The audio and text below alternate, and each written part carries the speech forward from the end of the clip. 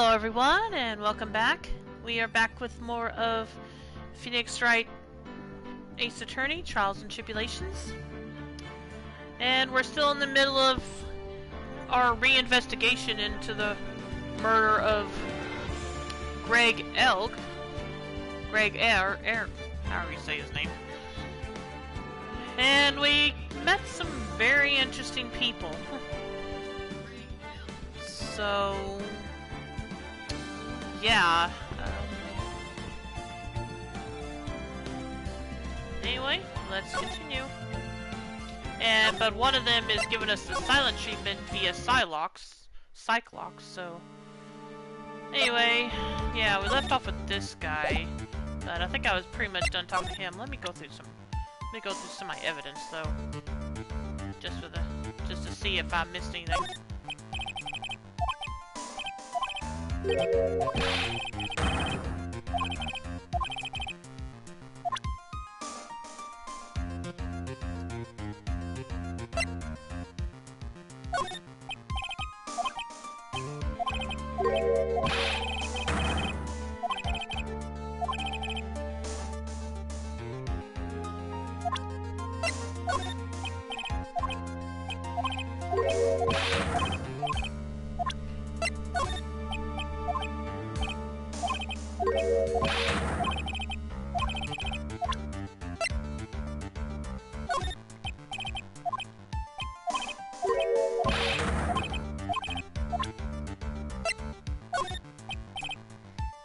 This one time. I'm taking a look at this. Gah! Yeah, excuse me. You ain't me get a million of my grumbles off my chest, and I'll take one quick look. I got an earthquake of frustration inside, and it's ready to rumble. On second thought, forget it. A million grumbles for one quick look doesn't sound like a good deal. For me. Well, I'm gonna keep trying.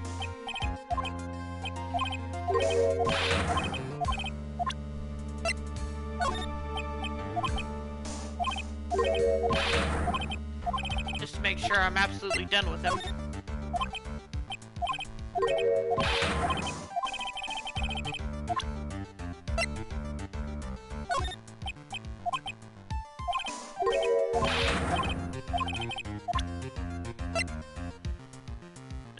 You know what? Never mind. There is one thing I want him to check out, though. And if this doesn't go through, then I'll stop. Okay. Alright. Let's move on. Let's see, I guess back to Tribune.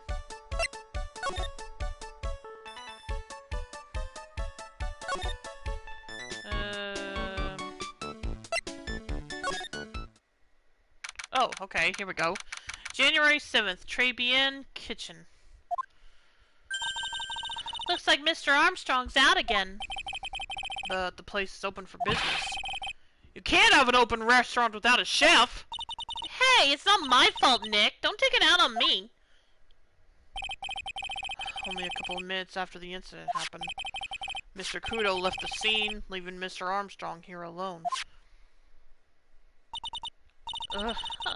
Missing when we need to talk to him the most.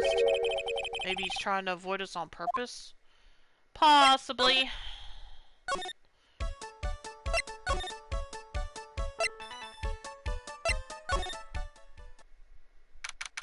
January 7th, Detention Center. Visitors Room.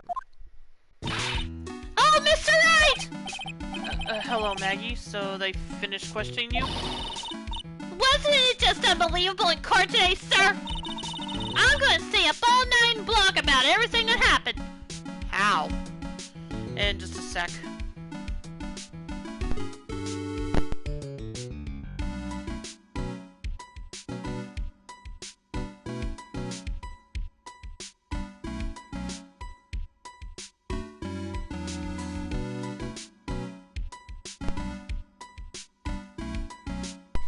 Okay, I'm back. Weren't you scared? It was pretty touch and go in there. Yeah, but you totally nailed that old man. Well, he was all over the place with his testimony. He's not the only one. Huh? What do you mean? everyone else's testimonies don't match up either. Not with what I remember the incident anyway. Is it possible she is the one misremembering things?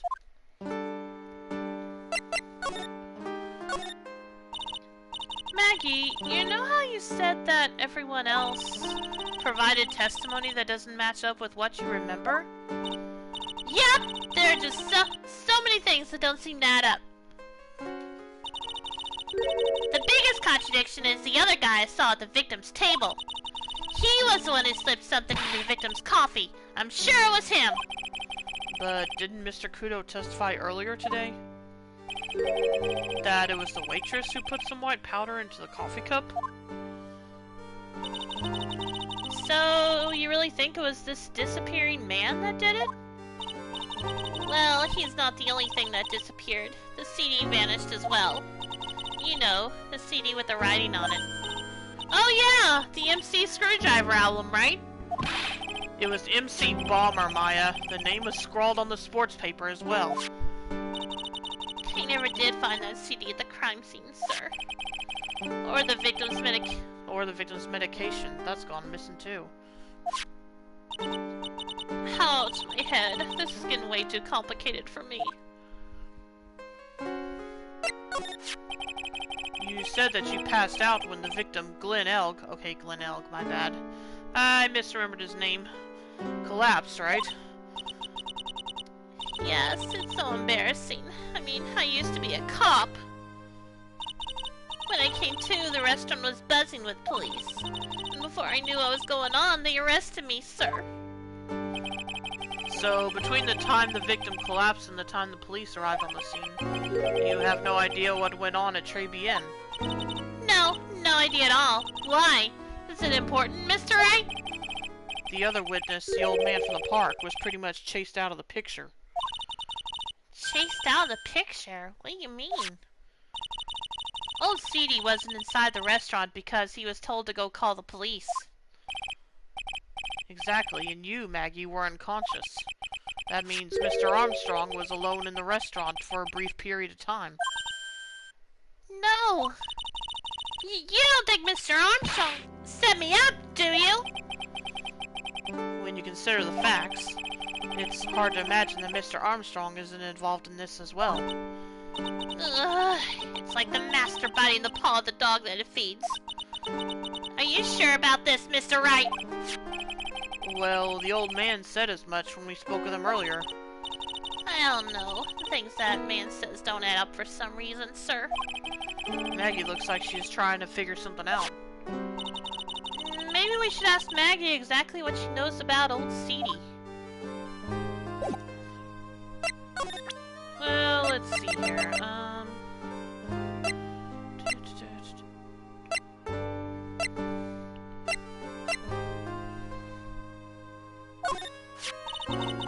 That's the cup I took over to the table, sir. But I didn't put anything in it. I could never do something like that. That's right, you could never do anything like that. I'm not good at carrying those large trays, you know. Trying to balance a tray with one hand to put something in the coffee with the other. That'd just be asking for trouble. I'd drop something for sure. That's right. Is she expecting me to claim that she's too clumsy to have committed the crime? Maybe.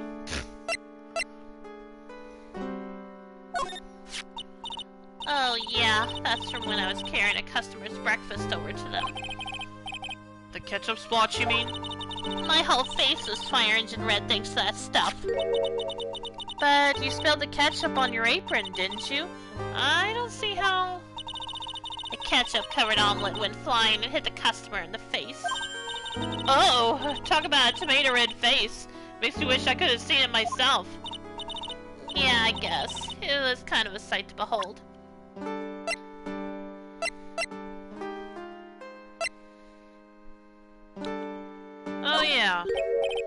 Oh yeah, I've got something you're going to love.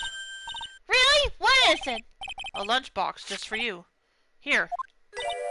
Wow, a lunchbox? Weenies too. I can't believe it. Thank you, sir. Did you make this just for me, Mr. Wright? No, it was Detective Gumshoe. Who else would make such a nice lunchbox for you? Detective Gumshoe. He's really worried about you. Looks like you put a lot of effort into making this, too. I can't accept it. Detention center rules. No gifts allowed, sir. Hey, come on, Maggie. Don't be like that.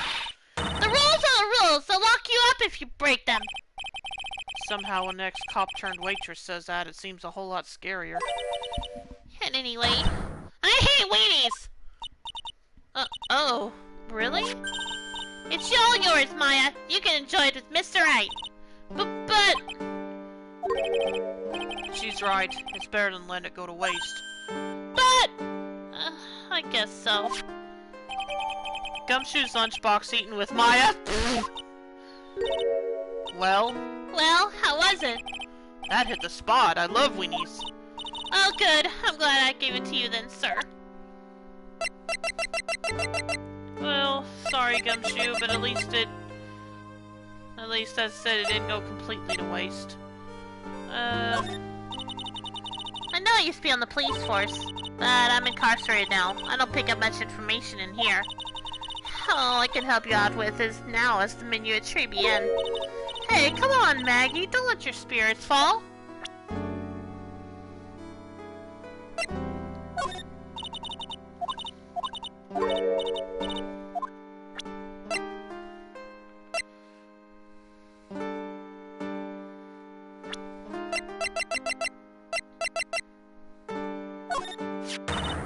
Holy smokes, that's him! Huh?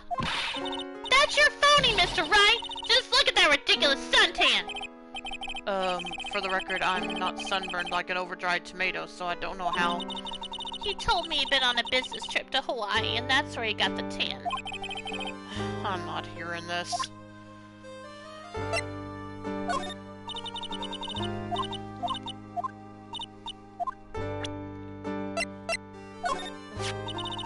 Mr. Armstrong was very good to me after I was fired from the force. I can't believe someone as nice as him could have anything to do with this. Well, in the time between the victim being poisoned and the police being called,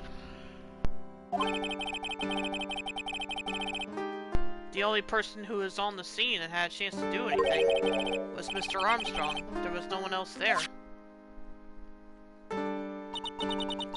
Mr. Armstrong he wouldn't set me up, would he? I don't know. Ah, that's the victim, isn't it? That day was the first time you'd ever seen this man, right? Yes, I'd never met or seen him before then.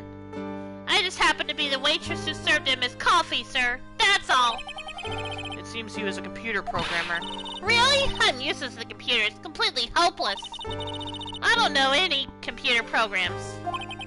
Did she mean programmers? Maybe. Okay. I guess that's it for here.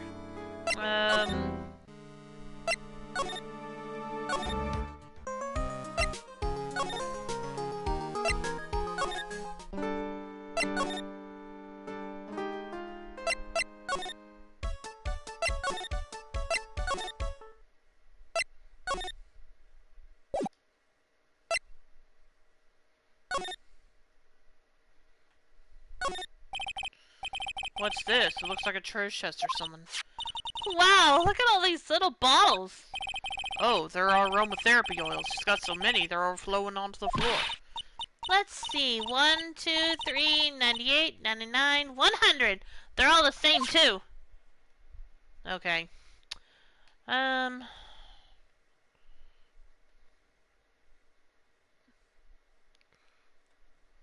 Okay.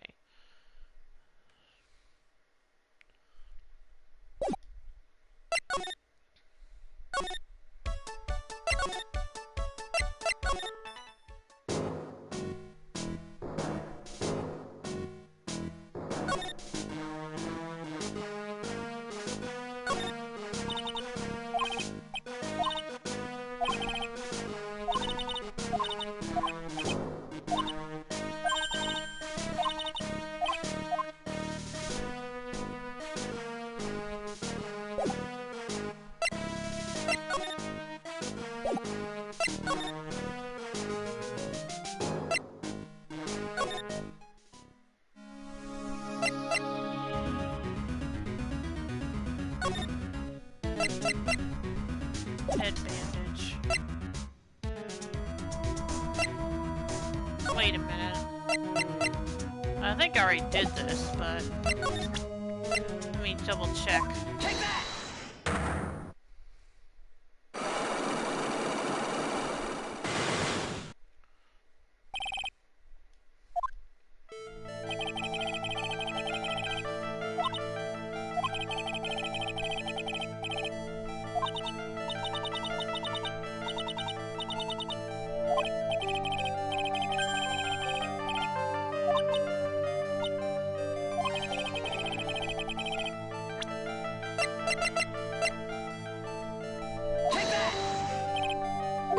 Okay, nope. Let's see if there's something else.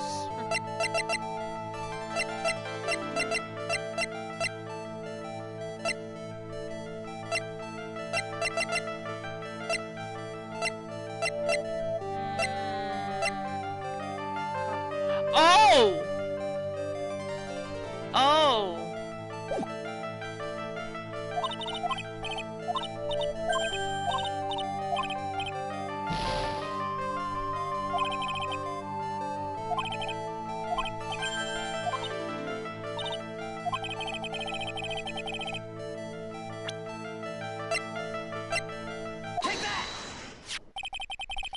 I have here a car repair bill. From this, it seems pretty obvious that this car was involved in an accident. Let me see that. This bill is made out to the Cadaverinis? Yes, it is. I don't think I ever introduced myself. Tell me, what do the Cadaverinis have to do with me? Something tells me she's not about to say hi and introduce herself. Alright then. Your relationship with the Cadaverinis is very strong, and this is why.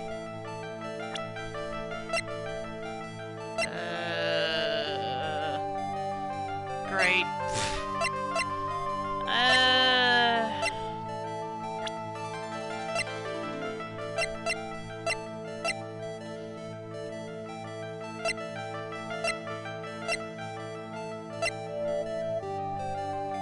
Relationship with the Cadaverinis.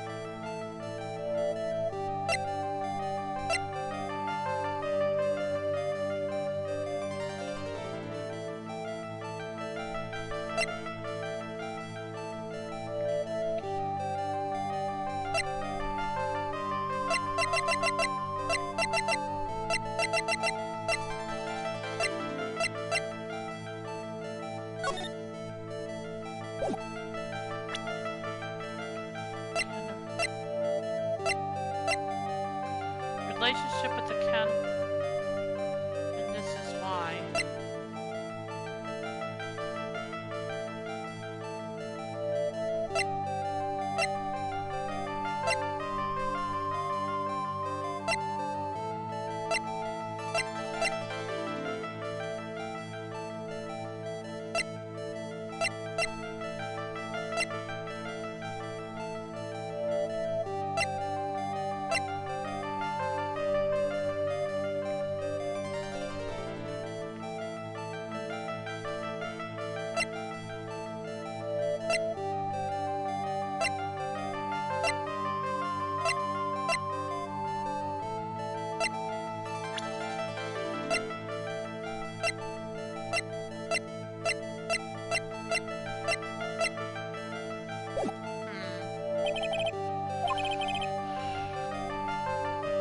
Investigating goes.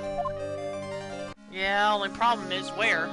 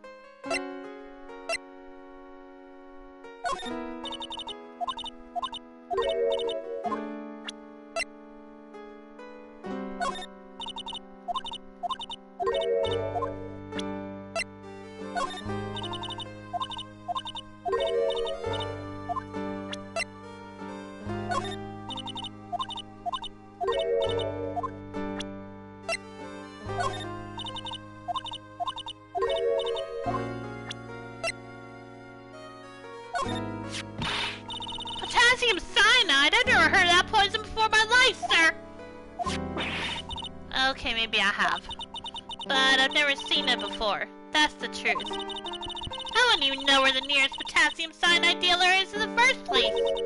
Potassium cyanide dealers? Sounds like another group of drug pushers to avoid. In any case, this definitely isn't something you can pick up just anywhere. Oh, curse my rotten luck! That criminal must have stuck the bottle in my apron while I was unconscious.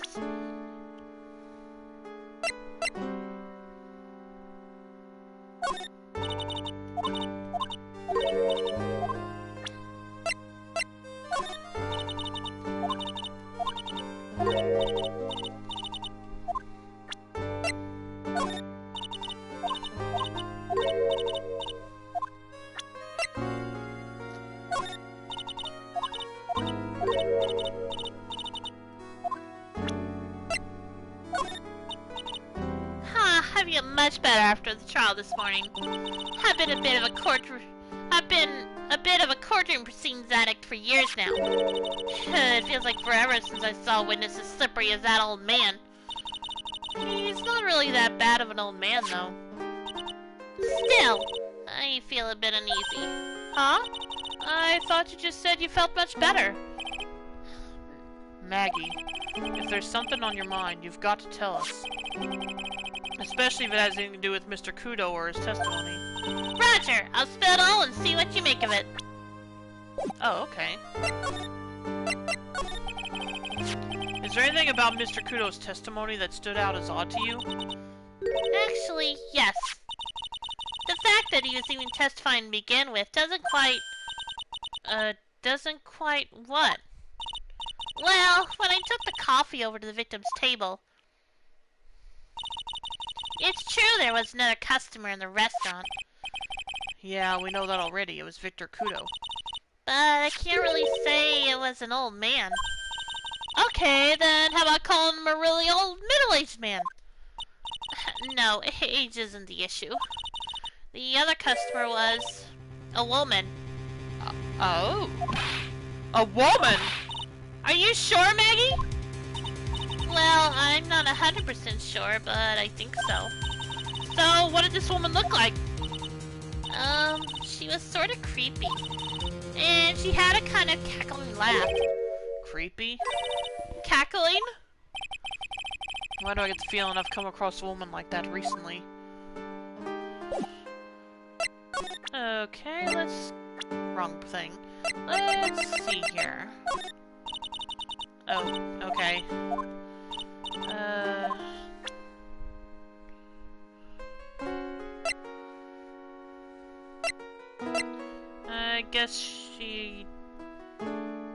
I guess that didn't help.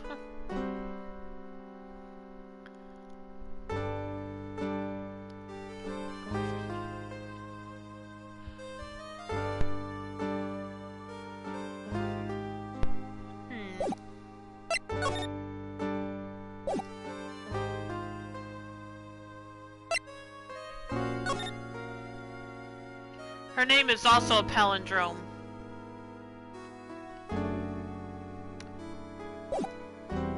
Hey Soup, welcome to the stream, and whose is?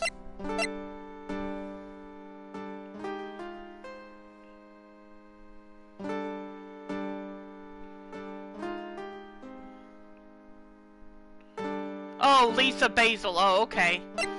Yeah, I wasn't paying attention. But yeah, I see what you mean. She worked at the same company as Glenn, so that's probably why. It's probably a running gag.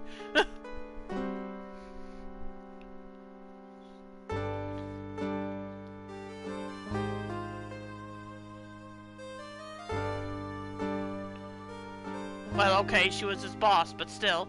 Absolutely not a robot. Yep.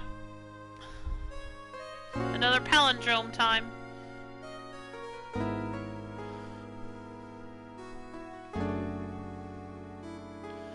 I still wonder how some of these name puns were in Japanese.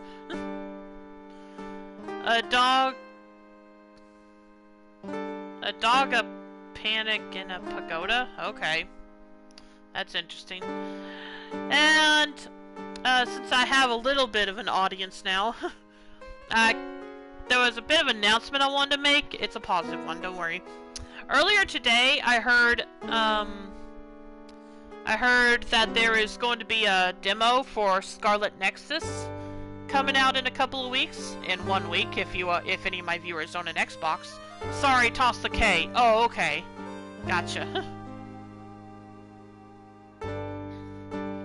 And anyway, so when that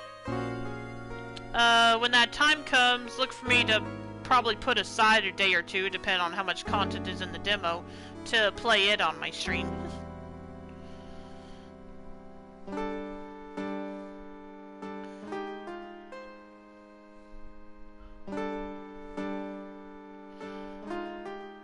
Yeah, I already have it pre-ordered, so as you know, I've been looking forward to it, but it would be nice to get a feel for the gameplay before I actually get it.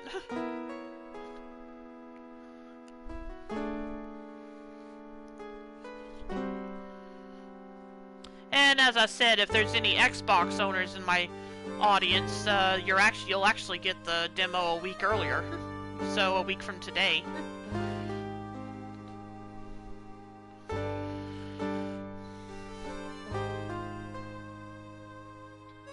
My next big game is Legend of Mana. Yeah, I still want to get that eventually. I'm just trying to think of when I should. Because right now I'm trying not to tie myself up with too many really long games before Scarlet Nexus comes out. So I'm not quite sure what to do.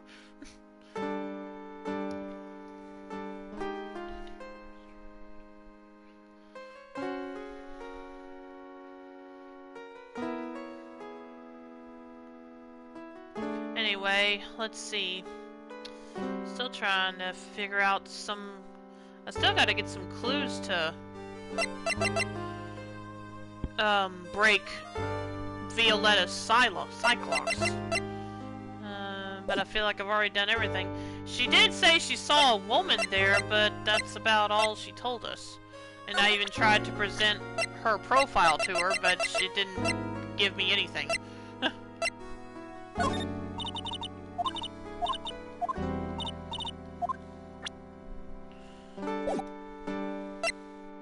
Up to you, but I assumed your stream plan was this, then Scarlet Nexus, then the World Ends View. Well, the thing is, Scarlet Nexus doesn't come out till the 26th of June. I look to finish this long before then. That's why I was thinking of playing Spider-Man next. Because I knew it would be a game that wouldn't take a super long time to finish, so maybe I would finish it. Maybe I would take just long enough with it to kill that much time, but I don't know. We'll just have to see. Neo comes out a month after that, right? Yeah, I don't know how long Scarlet Nexus will be. So we'll just have to see how that schedule goes. But yeah, like I said, I look to finish this game long before the 26th of June, so I'll definitely have to find something else to play until then.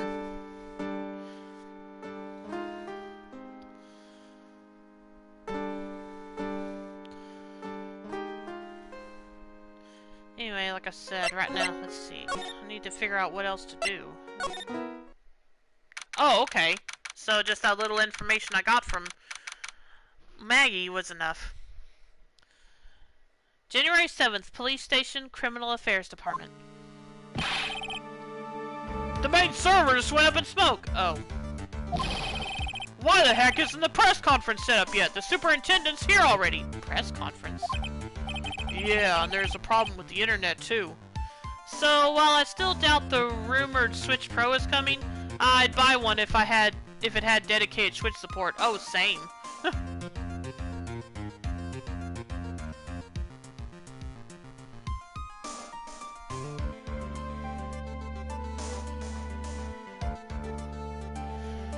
Cause yeah, I've got some games I haven't played on the Switch too that I would probably like to stream. Plus, I probably would stream, I'd probably stream, I've only finished one of the story branches in Fire Emblem Three Houses, so I'd probably play the other two and the DLC, Season Pass DLC also.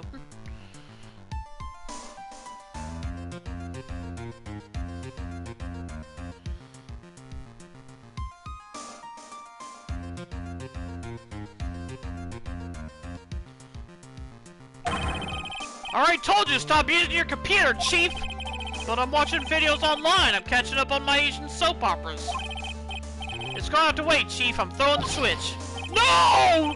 Just when some young guy is about to confess to his son's hot-to-trot girlfriend. Okay. Moving on from that show. Wow, this place is really buzzing. Something must be going down. They're really big. Huh? What are you doing here, pal? Detective Gumshoe! Can't be here right now. You'll be roped into the briefing if you stay. Huh? We got big problems here today. Why? What's going on? It's a virus! A virus! Yeah, I wonder who's responsible for that. Oh boy. I'd stream Enter the Gungeon, Taiko no Tatsujin, and my multiplayer game viewers would want to play with me. Sounds good. That sounds like fun.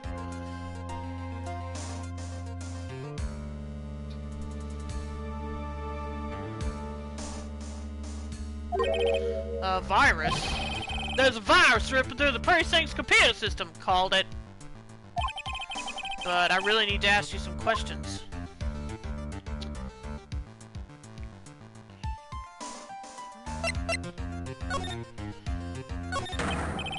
Okay, I'm only gonna say this once, so listen up. Yes? No matter how poor you get, never borrow money from a place like this. You hear? Okay. If you got money trouble, just go on a diet of instant noodles and hang in there. We're not thinking about borrowing money, Detective. We want information. Oh, is that all? Well, let's see. A tiger is a shark. That is true. Tinda Linda is considered to be even fishier than the average illegal loan shark. And it seems I ran into trouble just recently. Those guys have been pretty heavy-handed calling in all their debts. Really? Don't go poking your nose around their business, pal. You'd really regret it if you upset that lady. Alright, I get the picture. Hey, wait a minute! What did he just say? That lady? Who's this lady he's talking about, Nick? Oh, yeah. Is your memory as bad as the old man's? Better find out what the story is with this lady. Yeah, but let's talk about this first. So, what exactly is a computer virus, Detective Gumshoe? I don't know. What? Look, I just go with the flow, right, pal? And here I thought detectives were supposed to be somewhat knowledgeable. What's with that face, pal? You think you know what a virus is? Well, Nick, do you? A computer virus? Sure. I mean, only in simple terms, of course. Really? Wow, you know everything, Professor Nick. Yeah, I'm gonna call you Dr. Wright from now on.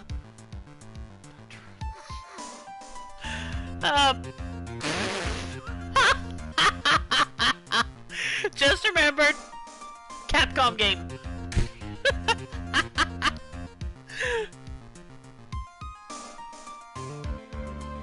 Anyway. Hey, that sounds pretty cool. Don't you agree, Dr. Wright? Why do I get the feeling they're making fun of me? Okay, fine. I'm no expert, but I can at least explain the basics to the two of you. A virus is a program that gets inside a computer and causes damage. Damage? You mean it makes the machine go boom and explode? No, not yet at least. No, the damage is, well, it's all internal. So the inside goes boom, right? Imagine all the case data you got stored on your PCs here in the station. A virus could wipe out all that. That's the kind of damage I'm talking about. Whoa, that's scary. Yeah, and what's even more scary is that viruses are infectious. Infectious? A set of malicious code meant to disrupt operation either for the sake of it or to gather information. That's a pretty good definition. Most computers are connected together on a network, right? A virus can move from one machine to another over the network. So the virus just keeps spreading faster and faster. Just like a real virus, huh? But Nick, why would anyone want to make a program like that? Yeah, it takes ages to type in all that data. Why would you want to destroy it, pal? No, people don't infect their own machines. They send the virus to someone else's. What? That's horrible! Oh, I get it. It's like you sneezing on Mr. Goda so it catches a cold. Right! Then he wouldn't be able to turn up in court because he'd be too sick. You really shouldn't do stuff like that, Nick. It's wrong. Who, what, where, when, why did the conversation talking about me? Anyway, that's what a computer virus is.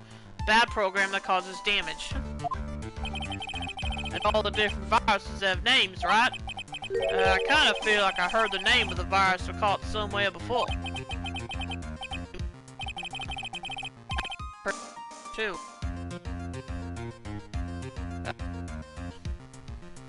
Did he even say what the name of it was? If so, I don't think so. Anyway. Oh wait, wrong one. That's the girl that works over at Tandalinda. You might know it. Oh, okay.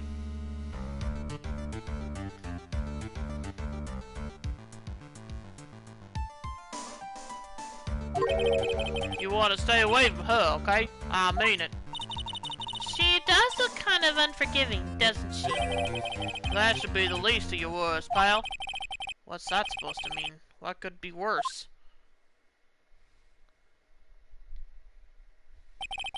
Her name's Viola Cadaverini. She's the only granddaughter of Bruto Cadaverini. Bruto Cadaverini? Do you know who that is? Oh, sorry. Bruto Cadaverini? Do you know who that is, Nick? Never heard of him. Bruto Cadaverini is the boss of the Cadaverini family. Yep. The Cadaverinis? That's one scary sounding name. We can't touch them. They're way too powerful for the police. But you're thinking of taking them on, aren't you? The cadaver's a dead body, yeah. That's why I wonder, that's why I keep wondering about how these names were in the Japanese version.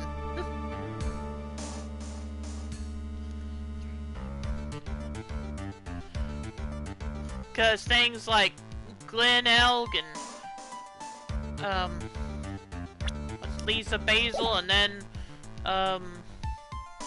like I said, just with all the name puns, I have to wonder what their names were in Japan and what kind of puns they are.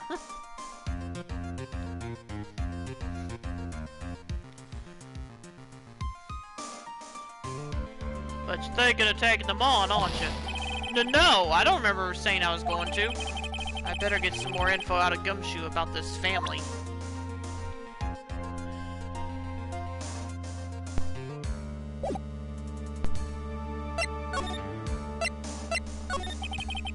I'm not sure if I really want to get involved in this, but who are the Cadaverinis? Who are they? Scary bunch of people, that's who. You're a cop and you're scared? What's that about? Trust me, it doesn't matter if you're a kid or a cop. These guys are scary. They got some serious clout in the criminal underworld. We can't touch them. They got too much moolah. Moolah? As in... They pretty much control all the cash on the city's black market. The black market, huh? And that includes tender lender, I take it? Sure, no one stands up to brutal kind of arena. I mean, no one. Interesting. So, Viola's the granddaughter of some mafia boss then? Probably Yakuza, but yeah. Yeah, and everyone knows how much Bruto loves this little girl. She means everything to him. So, how did she end up at Tender Lender? I don't know, pal. But I heard she and the boss of Tender Lender are pretty tight. Tight? That's what it said in the file I read related to Maggie's case. Sounds like a pretty important clue. And we're not gonna get it. Fine. I see how it is, Gumshoe. Actually, I don't. He said he wanted to help us clear Maggie's name, and yet he won't hand over any important clues. Oh, well. Let's see. Okay, yeah, here we go.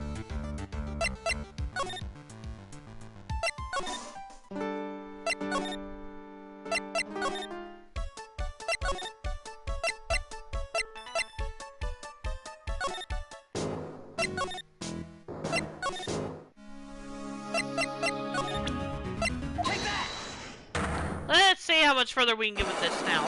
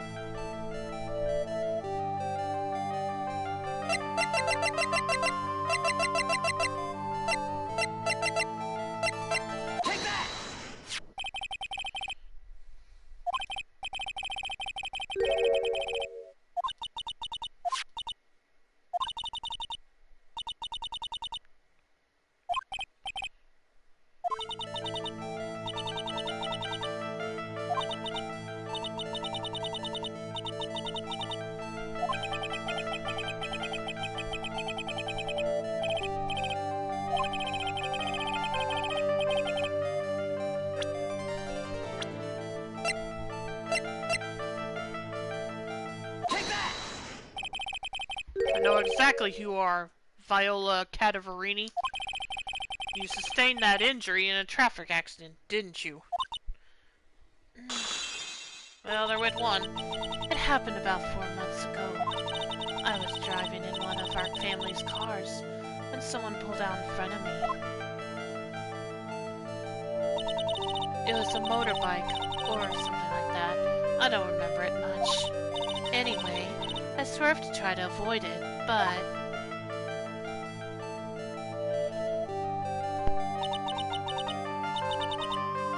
I took a blow to the head, a bad one. Yeah, I can imagine. So, what happened to the person on the bike? I'm guessing they didn't get away with injuring the Viola Cadavarini, right? I don't know what happened to them. They ran away, or so I heard. Ran away? If they'd stayed, I'd have... Is it possible? Could the person who committed the hit and run have been... Take that! It was this man, wasn't it? He was the cause of your accident. It wasn't Don Tigre. I refuse to believe it. We collided, the motorbike and my car. But Don Tigre isn't injured at all, is he? It was the tiger who caused Viola to crash. I can feel it. Plus, one of her locks just broke, so she must suspect it was him too. I'm sorry, Miss Cadavarini, but I have proof that Tiger was involved in a traffic accident on his bike.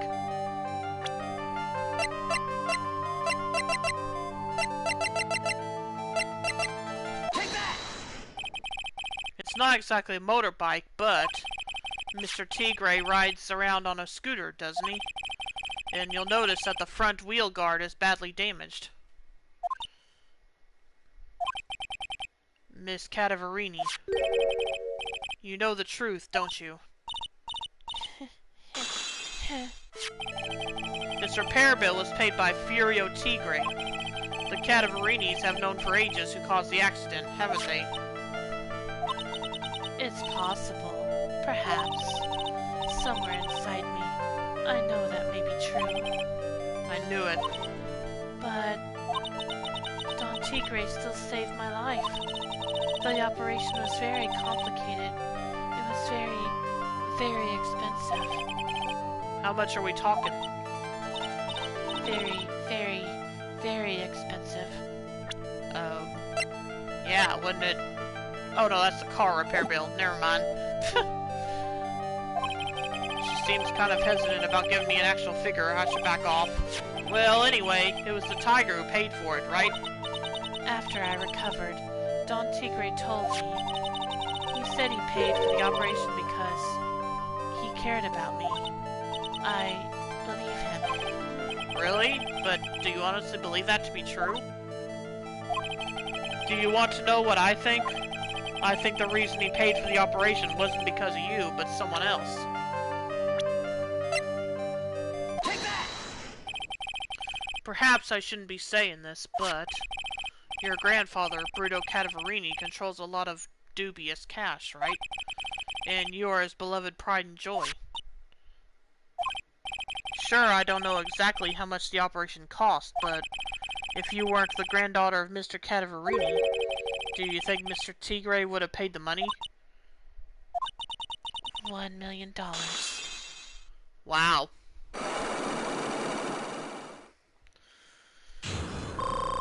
Well, got that done. Once I had that one clue, everything else fell into place, so this was pretty easy. I know, right? Makes you wonder what exactly how much damage was done. Anyway. 4 months ago, I was in a traffic accident. That's why I needed the operation. When I woke up, they told me it was nothing serious. A simple procedure. Oh, really? Well, I guess if she recovered in 4 months, it couldn't have been too big. They said the operation cost $1 million. $1 million bucks? My grandfather ordered Don Tigre to pay $1 million in compensation. Compensation, huh? It's underworld lingo for paying money to settle a score. Basically, pay or get into some serious trouble. But $1 million bucks? This has to be related to our poisoning case somehow. I wanted to believe him. I wanted to trust what Don Tigre said. If he had been able to collect from Miss Can't Cook Anything, he'd be halfway there. That's true.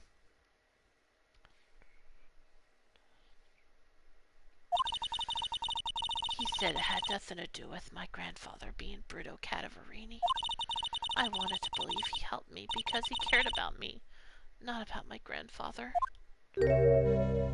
Oh, I knew that wasn't really true. Wow, I'm so sorry. What he did to get the money was evil. He said it was all for me, so I helped him. You helped him? In what way? Here, take these. What are these? Medical papers? I'm Bruto Cadaverini's granddaughter. He had to pay compensation. He was made an offer. He simply couldn't refuse. Oh, poor girl. Oh, I feel kind of bad for her now. Viola's medical papers added to court. A $1 million bill for cranial surgery. Payment was due last year. Wow, I feel so bad for Viola. It's inexcusable. Huh? There are two things that I consider inexcusable. poisoning, and betrayal. Only a coward would hurt people using either of these tactics. Is everything alright, Nick? We should get going. Right after we finish our espresso. Yeah. I won't need to convince Viola of anything else, so I guess I can get rid of this. Repair bill thrown into the trash. Okay. Call back to the first case. Yep.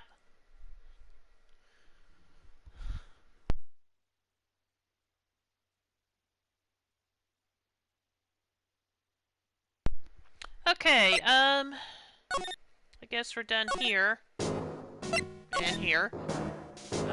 Tribien. Let's see if he's back yet. Nope. Okay. Well... Detention center. Phoenix got betrayed by his girlfriend. Oh, yeah! Yeah, that's true.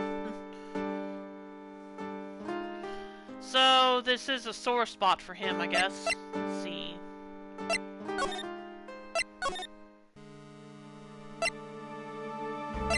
Who is a poisoner? Oh, yeah, that's right. Let's see.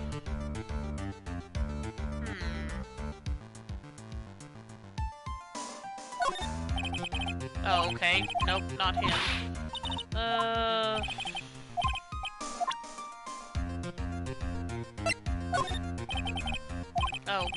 I would have liked to have seen him react to the fake attorney's badge, but I guess not.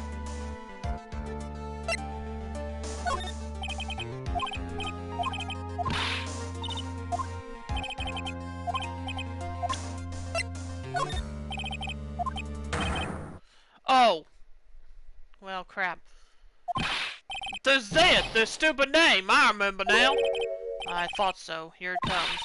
Don't just nod your stuff and keep me in the dark, Nick. What's going on?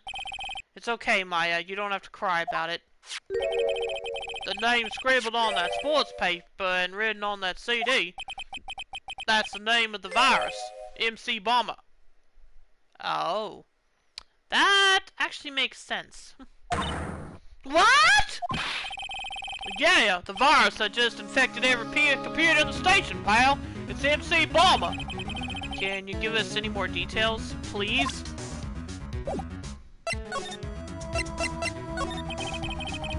We already knew about the MC Bomber virus from a while back. A group of criminals issued a series of demands to the head honchos of law enforcement and threatened to release the virus if the demands weren't met. Well, okay, so my theory about where the virus came from just got thrown out the window. Who are they? I don't know. Some hotshots from the criminal underworld would be my guess. And now the virus has been released, huh? Yeah, it's in every computer and every public office in the city. Everyone's going nuts. They're hopping around like they're dancing at a carnival. All this stuff with criminals and viruses, it almost feels like we're in a sci-fi movie. Apparently the programmer who made the virus was a real genius or something. The focus right now is tracing the root of this virus on the black market. You mean someone put this virus up for sale? Yeah, because this was so powerful, estimating its price tag was in the millions of dollars, pal. Wow. In the millions? A virus can be worth that much? MC Bomber updated the court record. Oh, I can't believe it! I almost forgot the most important thing. And that is, you know, the lunchbox. How'd everything go? I don't have the heart to tell him. The lunchbox? You remember the weenies? I hate weenies! Oh yeah, those weenies. So, how'd my weenies taste when they went down the hatch? Huh? Well, it was delicious. Yeah, that's what you said? Really? ShiftyKnives.gif. Don't worry about it, pal. I figured something would happen, so I came prepared. Prepared? What do you mean? I made a jumbo lunchbox. Oh. Do me a favor again, pal. Pal, and deliver this. This sure is a heavy burden, in more ways than one. I can just imagine Maggie's little eyes sparkle with joy when you bring her that. Weenies again, Nick. Tell me we don't have to eat all these, too. Gumshoe's lunchbox given to Maya. Again.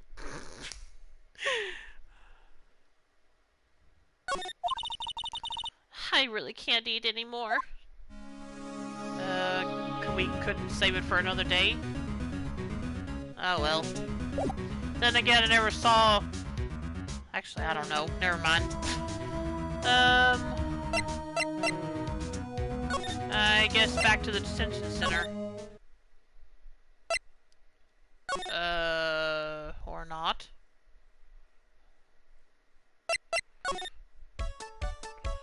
So the wiki doesn't have Glenn or Lisa's Japanese names. Oh. Well, that kind of sucks. Let's see. I guess let's go here.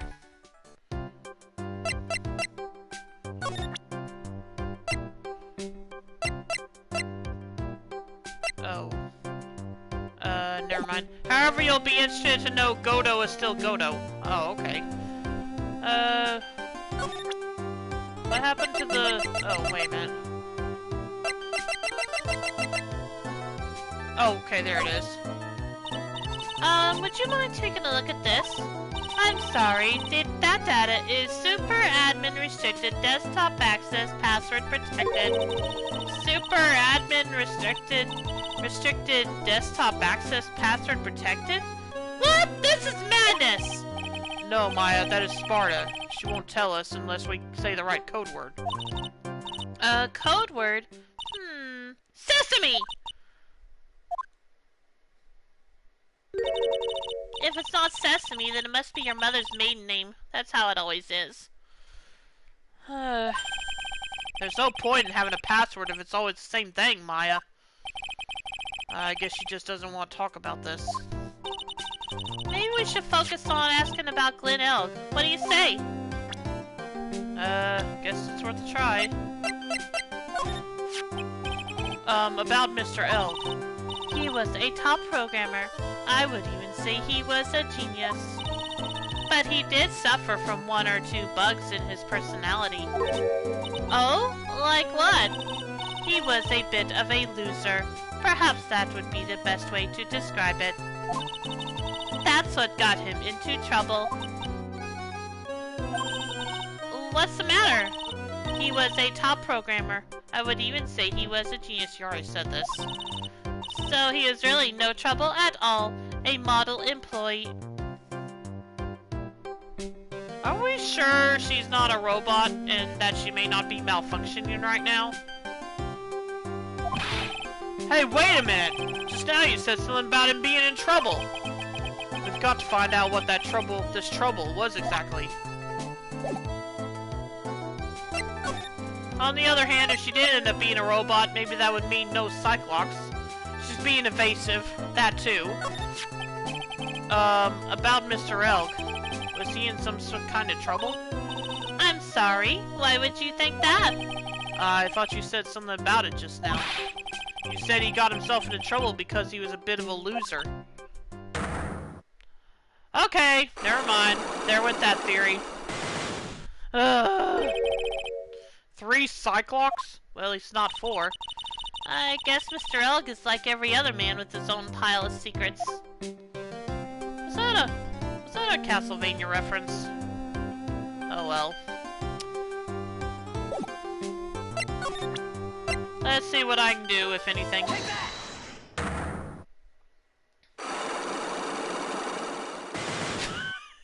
Exactly! Funny story, I never actually played Symphony of the Night. I'm just very aware of that line.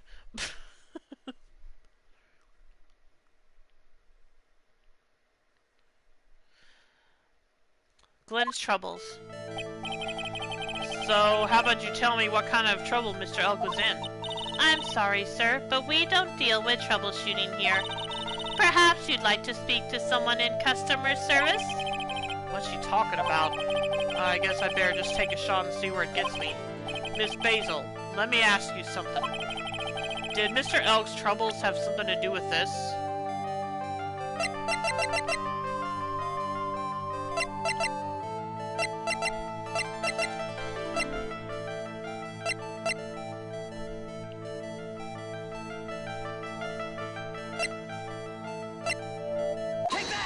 Okay.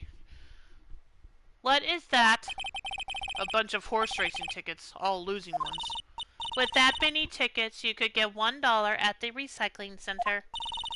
You good people are very, very bad. Cashing in on others' misfortunes is immoral. Is that a whiff of hypocrisy I smell? And what is the relevance of these tickets? The victim, Mr. Glenn Elk. He had a gambling habit, didn't he? I don't think that's a logical conclusion based on the facts. Everyone likes to go to the races from time to time. Yeah, but not everyone buys this many tickets. Anyway, I don't believe that proves anything on its own. You're right, but I'm not through yet. Mr. Elk's gambling wasn't restricted to horse races, was it?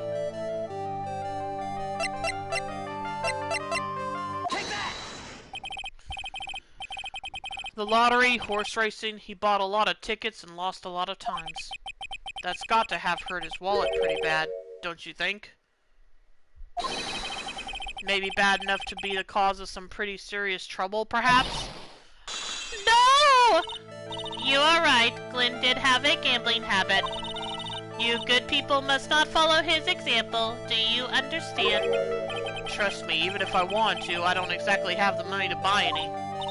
But if you win, there's no problem, is there? And Glenn had a winning ticket, didn't he? For $500,000. Warning! Oil leak, yep. Yeah, but... It's hard to imagine how he could have been in trouble then, isn't it? It's true that Mr. Elk won $500,000 in the end. But that was his first stroke of good luck. He was in deep trouble before that. Deep trouble? What do you mean? Mr. Elk's real problem was with someone or something more terrifying and ferocious. Take that! Furio Tigre, the boss of a loan office called Tender Lender. Tender Lender? People with businesses should think harder before naming their offices. Like you're one to talk! Well, what do you think? Our firm is doing very well at the moment. I don't think we need to borrow money. No! I mean about Mr. Elk. You think Glenn had something to do with this Furio Tigre? Yes. I'm sorry, I don't know of any connection between the two of them. Really? Because I've got proof that Mr. Elk and the tiger knew each other. Let's see. Oh, right. Take that! Furio Tigre, aka the Tiger, is the boss of a loan office called Tender Lender. This is who Mr. Elk met with on the day of his murder. And the only thing a loan shark would talk with him about would be his debt. No! It's true that Glenn had racked up quite a bit of debt from his gambling habit. Doing quite good, thanks. About $100,000, I think. $100,000? Ouch! But I heard he won the lottery, so he should have been in the clear. Yeah, except for one thing. Shame Maggie couldn't get a bit of that good luck. Okay. So, the guy got lucky and won the lottery. But, what if he hadn't won? What was his plan then? By the way, on both of those pairs, you could introduce either part of the set first. Ah, okay, that makes sense. Well, this isn't easy to say, but he said he would use his talents to repay the money. His talents? I suspect he was talking about programming. Well, what computer program is worth $100,000? Perhaps you good people should leave so I can get back to my work. I'm so close to cracking her. The program in question, was it by any chance this?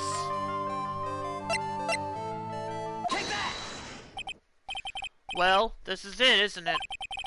This is the virus that's infecting computers worldwide as we speak. MC Bomber. No!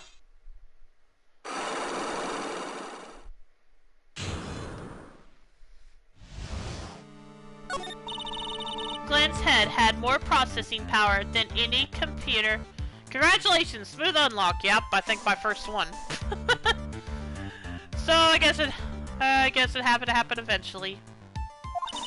But it had been infected with a gambling virus. Glenn was in too deep. You mean he was in debt?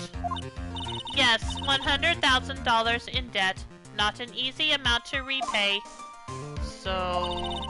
He said he was taking on some extra work, something a bit risky. Risky? How? By the way, if you didn't get the update from Gumshoe, that wouldn't have worked. Yeah, that makes sense.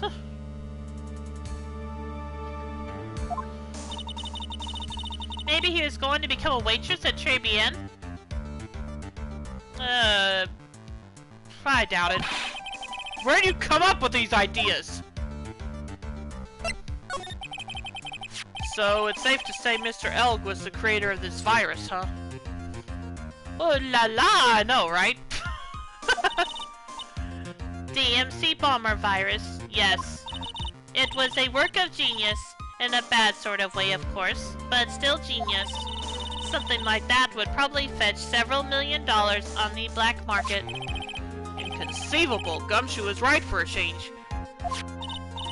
This date, December 3rd, that is marked on his calendar, that was his deadline for repaying his debts. Victor Kudo would hate that. Yeah, I bet. MC Bomber updated in the court record. Potentially worth millions of dollars. I guess we won't be needing these horse racing tickets anymore. Dang, we're just throwing out evidence left and right here. But I really do assume we don't need it anymore. Glenn Elg's losing horse racing tickets thrown back on the floor. Rude! Don't throw them on the floor. What's wrong with you, Phoenix? Use a trash can, Nick. Exactly. Okay. Well, guess we're done here. Back to Tribulations. January 7th, Tribulations. Bonjour, I have been waiting for you to return. I think that should be our line. It means less red herrings for you to get stuck on later, that's true. Mr. Armstrong! Oh, good timing. I was hoping to find you here. We'd like to ask you a few questions. Well, he hasn't got anything to say to you fellas. Ah, it's Cindy Ope! He has an actual name, Maya. Can we please stop calling him that? Oh, call it Zeno! Okay, however you say it. Ah! What'd you do? Just run? Come out from under the table already, Maya. Okay, or that. Okay, hand it over. Well, what? You just want to play games with me? I don't recommend that. The medical papers, now! Uh-oh, I think he wants Viola Cadaverini's papers back. Whack him with a keyblade! That would be good. You mean this? The $1 million medical papers? Miss Cadaverini trusted you. That's why she said that she helped you. Forget about it. That girl dumber than an eggplant. I don't know about that. You just want to know what it said? I'll tell you what it said. It ain't only her face. Ouch. She thinks she got power because she brutals little girl. Now that's sad. I can't let you have these papers. Tomorrow in court, I'm going to expose what you did to get the $1 million you used to pay this off. Oh, you crazy or something? I don't care if you want to give it to me or not. Well, if any chance he really cared flew out the window. There's two of us here. You got that? Two. Oh, oui. Mr. Armstrong? Forgive me. Désolé. I cannot argue with him. That really hurt. Who punched him? I mean, I assume it was Tigray, but what if it was,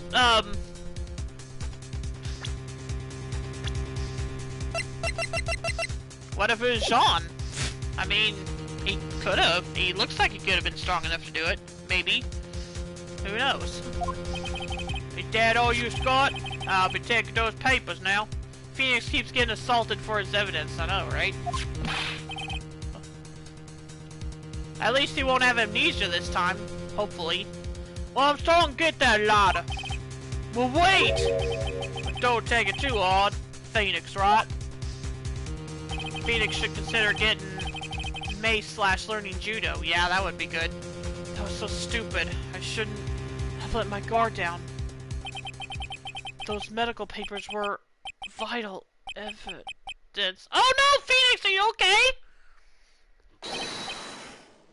Hold it, pal! Oh, my hero. Detective Gumshoe? Detective? You think you're gonna stop me, cop? I'll beat it! Roar! Whoa! Come on, Gumshoe, keep it together. You guys, get out of here! Leave this guy to me! But Gumshoe is the MVP, I know, right? Never thought we'd be saying that. But he is. Go, pal! Take this! If you get hurt, who's going to look after Maggot, huh? Alright, thanks, Gumshoe. Wait, Nick, don't leave me behind! Well, stop hiding under the table, then.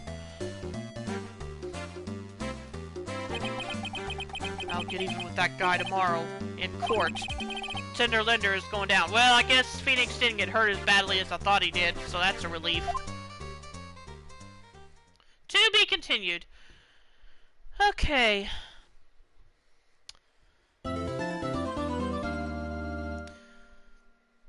Yes, I'm gonna save. And I'll be right back. I'm just gonna go grab a bottle of water. Gumshoe tanked a hit from a tiger. Yep. Anyway, like I said, I'll be right back. Just gonna go grab a bottle of water, and then we'll begin the second part of the trial. So, be back in a bit.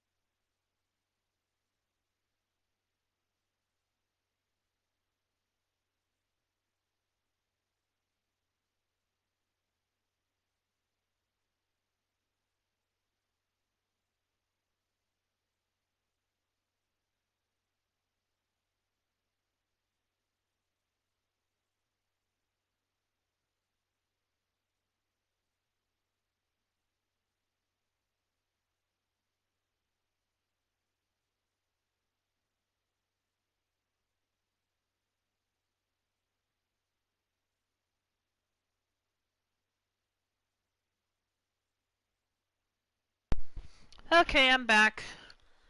Okay, still got almost 2.5 hours left, so let's see if we can finish this whole trial by then. Wish me luck. All those whippings must have made him super tough against beatings. Probably so, I guess so. January 8th, 9:46 a.m., District Court, Defendant Lobby Number 1. Good morning, Mr. Wright. Good morning, Maggie. Well, she's in a good mood for now.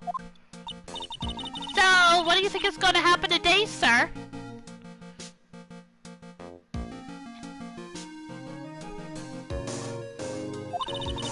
Yesterday's session didn't go so well. Ended on giant mystery. Yeah, ended on cliffhanger. Doesn't that suck? That's true. And we still haven't solved a single part of it yet. Are you okay, Nick? Huh? Oh, yeah, of course. I saw that little flash of doubt in your eyes.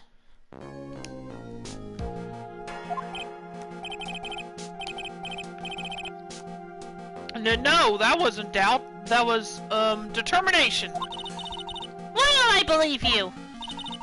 It's nearly time, Maggie. You'd better get going to the defendant's seat. Roger, don't let me down, Mr. Wright. I'm counting on you. Hey, pile! Hey, Detective Gumshoe. Quit stressing Mag out. She doesn't need that. How'd you know she was stressed? I was watching through the doorway. Oh. You look like you lost the case already. Show a bit of confidence, will you, pal? Here, maybe this'll help. Might. Would've been better if you'd given it to me earlier. Kind of spoiler for time purposes, I think you will get halfway through, but at least there's a logical breakpoint in that case. Alright, that's good. Huh? Have you taken up aromatherapy too? Not in a million years, pal. Don't tell me that you don't remember this thing. I do, and I was wondering when the heck you were going to give it to me. Come to think of it, that doesn't look like one of those aromatherapy bottles. This is a small bottle that turned up in Tribulations' kitchen a couple of days ago. Wow, look at all these little bottles. Oh, they're aromatherapy oils. He's got so many, they're overflowing on the floor. Onto the floor. Hey, wait a minute! There's one bottle that's different from all the others. Well, what do you know? And it doesn't have a label either. And it doesn't smell. We finally got the analysis results back from the lab. Okay, let's see if it's what I think it is. So, what is it? Is it the poison? I'm afraid not, pal. It's medication. Thought so. Medication? Yeah, for ears. Topical use only, apparently. For ears? You mean... Yeah, it's the medication Glenn Elk was using for his ruptured eardrum. What was Glenn Elk's ear medicine doing in the kitchen? I have an idea.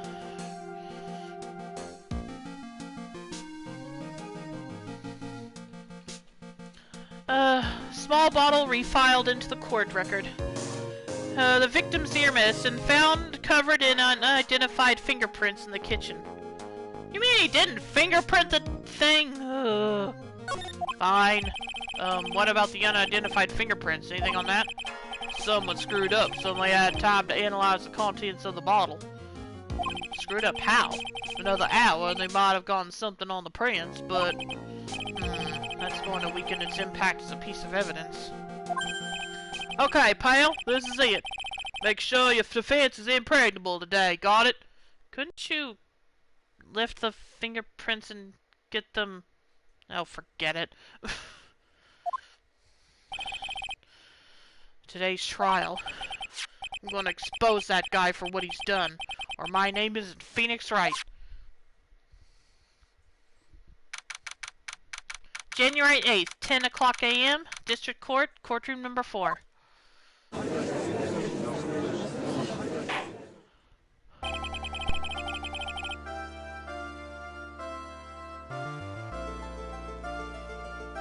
Court is now in session for the trial of Maggie Bird.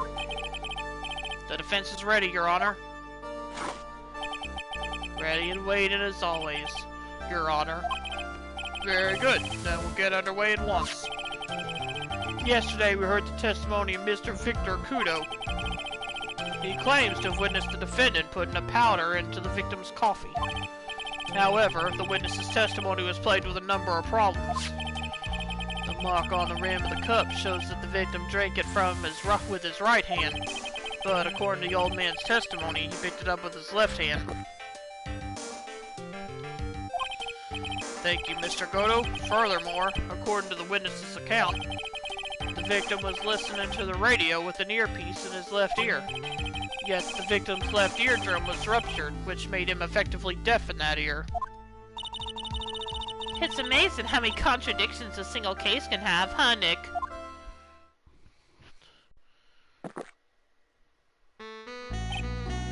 Ha! Allow me to enlighten you, Your Honor. The world, you see, keeps turning, and we must turn with it.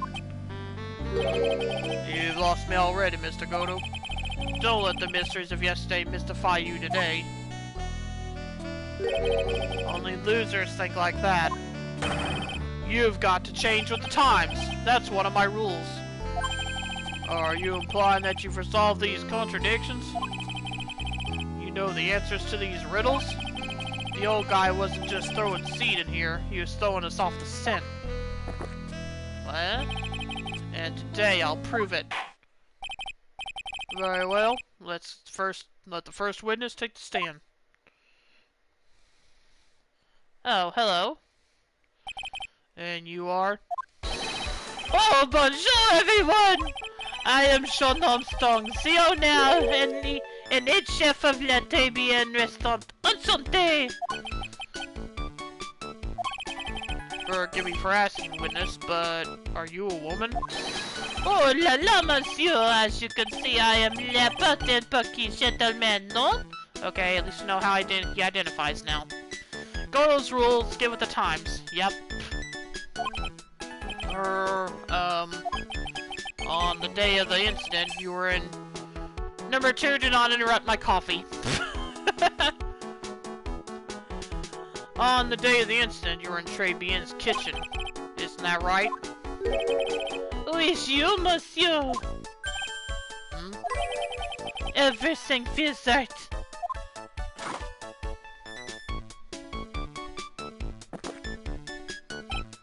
Ha! Wow, he's totally unfazed. Doesn't anything intimidate this guy? I'm sure there's something. Very well. Your testimony, please, witness. Please tell the court what happened that day at Tribulations. Oui, volontiers. Volontiers. Whatever. Yeah, I've already said several times that I'm bad at French. When it all happened, there was just 2 customers in my restaurant.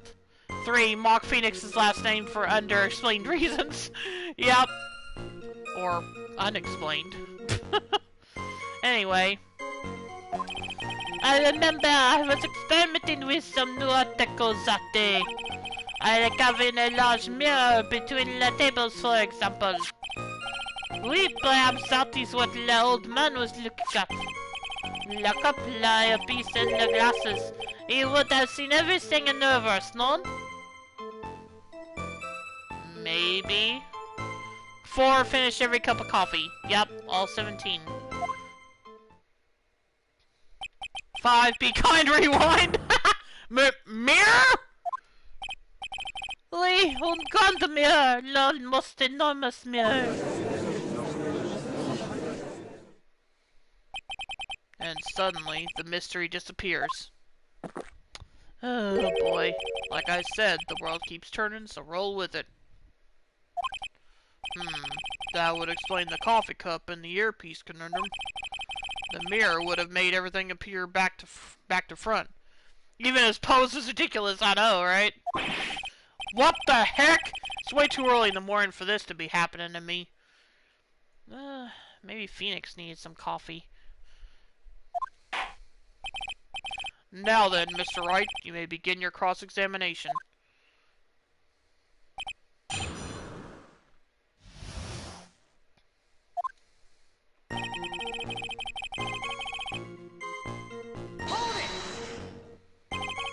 And who were the two customers exactly? Of course. The young man who died. And the other, not so young man. You are referring to yesterday's witness, I presume?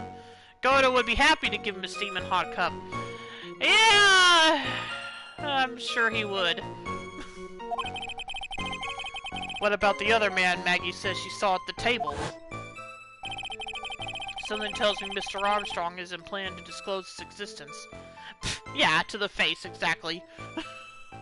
I guess I would still wake him up. Just not as pleasantly.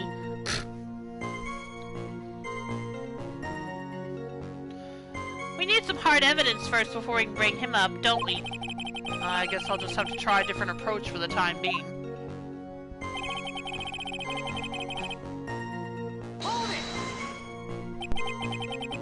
You were experimenting with Art Deco? How come I never heard about that before today? You're not familiar with the language of interior design, monsieur? That's not what he meant. Please stay on topic. Now, why didn't you tell the court about this before? But I did, just a few moments ago. Excuse me, Mr. Armstrong. This deco you mentioned, are you referring to some sort of decoction? Whatever that is. No, Art Deco. It is a style of design, Your Honor. He's talking about interior design, walls, ceilings, carpets, that kind of thing. Yes, of course. That deco. Yeah, short for decoration. I was trying to achieve a more feminine look for my restaurant. I'd say you already succeeded that long before putting the mirror up. Oh well. I was planning the most bold remodeling of la decor. Okay. Like having a... oh yeah. How big of a mirror are we talking about here? Oof! Something about 4 meters wide and, about 2 meters high. Let's see, if 1 meter is 1 yard. Holy glass in a frame, that's huge. I was intending to install it on the ceiling eventually. The ceiling? The ceiling? Is there a mirror on the ceiling? I don't remember. I don't either. Mine known, but I decided not to go through with it in the end. Probably a good call. That would have been a safety hazard, I would think. What should I do? Should I ask him more about the mirror or not? If you really had such a large mirror in the restaurant, someone would have noticed it. But there's nothing about a mirror in Mr. Kudo or Maggie Bird's testimonies.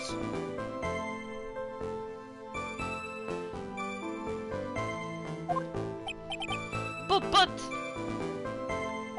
Objection!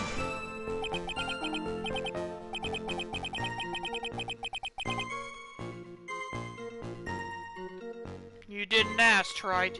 You have only yourself to blame for such sloppy work. What?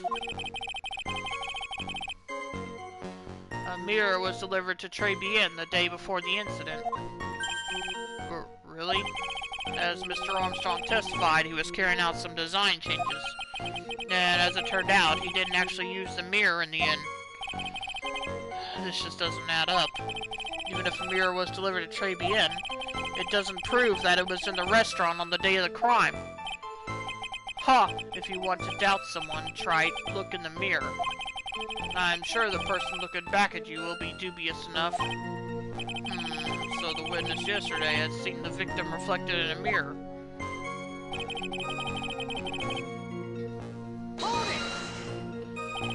Normally, I'd expect people to know the difference between a reflection and a real object. Objection! Normally? How does normality come into this? That's lame, Wright, even for you. Huh? Are you trying to say that if something isn't normal, it isn't possible? Is that it? Where does that leave the porky-headed lawyer and the top-knot chick over there? And the ungodly cool guy with the mask over here? Well, Trite! Ah! Not the hair! I do not have a top knot! Priorities, please, people. Mr. Goto is correct. A lack of normality is no basis for discounting an argument. Bien lógicas ones la day. Maybe.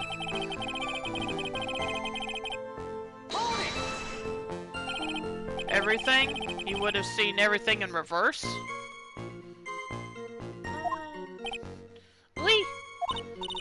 Hey, Nick, we should take a second think about what old CD said in his testimony. How did he phrase it again? The boy was wearing the earpiece on the same side as the green lens of his specs. No question, you can lock me up if I'm wrong. If it was his left ear, without a doubt. And then he used the same hand to pick up the cup, his left hand. If he saw everything he described reflected in a mirror, then everything he said he saw on the left was actually on the right, huh? I guess. And that clears up all the problems with his testimony, I guess. Or does it?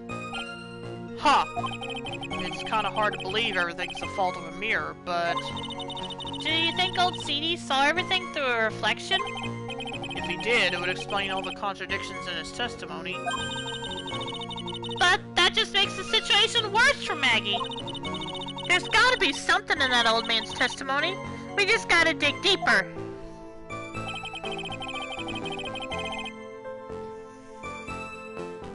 Oh, okay. Ooh. Oh, okay, is that all of them?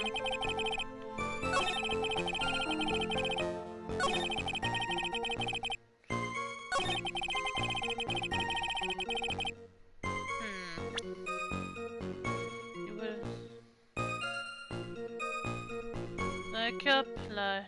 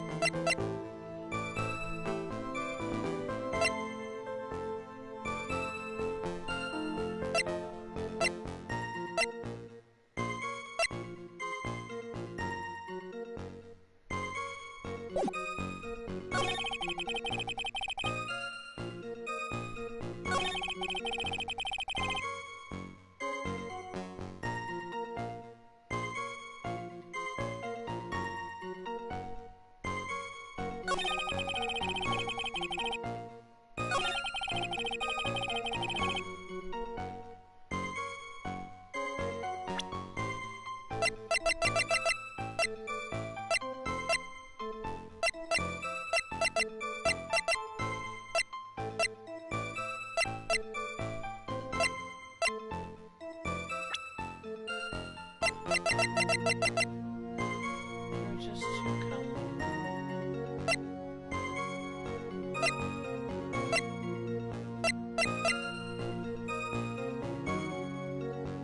when it all appears.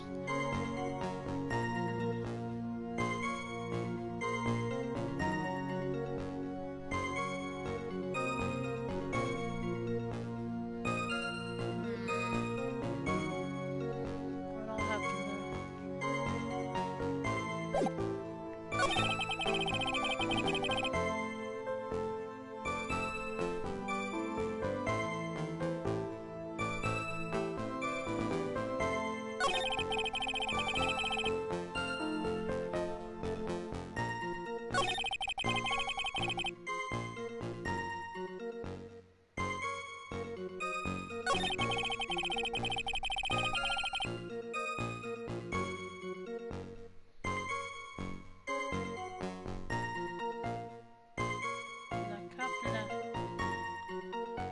cup, that earpiece, and the glasses.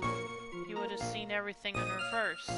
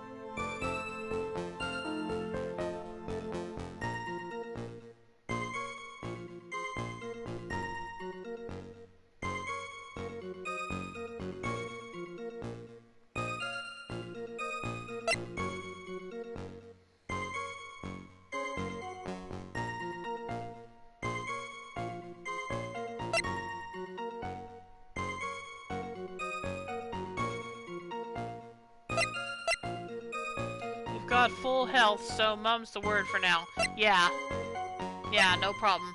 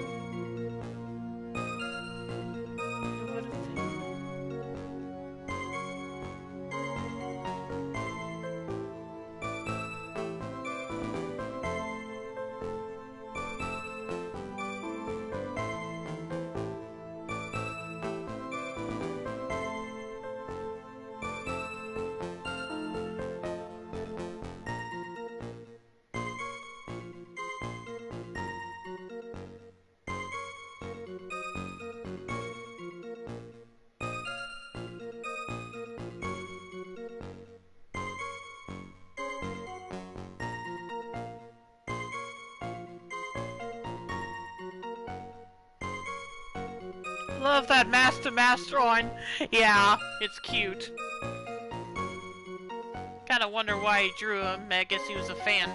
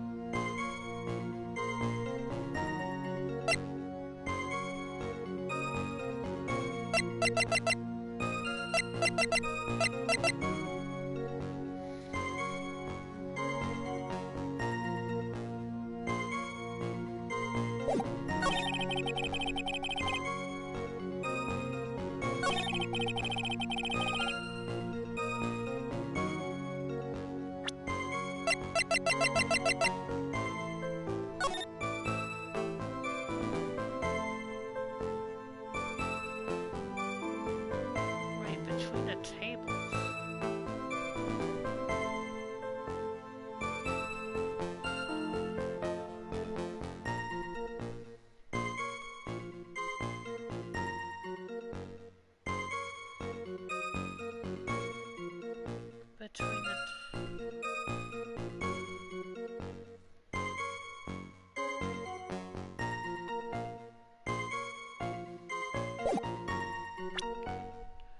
like having a large mirror between the tables.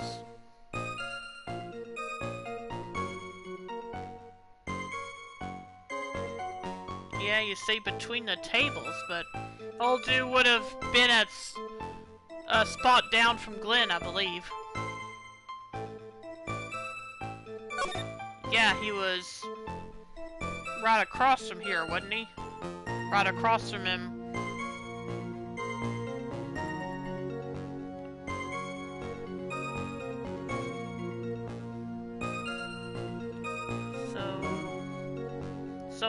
So why would he have been seeing him in a mirror? That's what's confusing me. Oh, maybe that's it. Like having a large mirror between the tables. Is that it?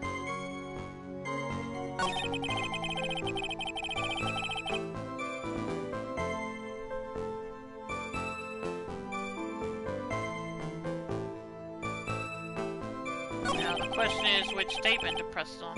Perhaps that is what the old man was looking at.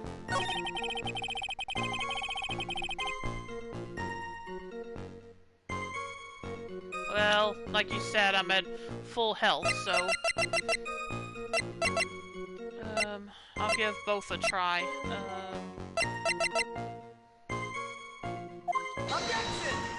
Okay, not that one.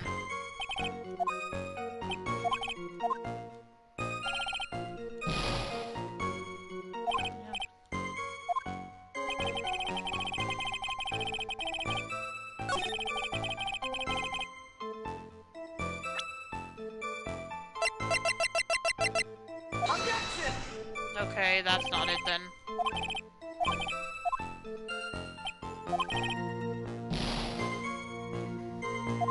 So, let's see.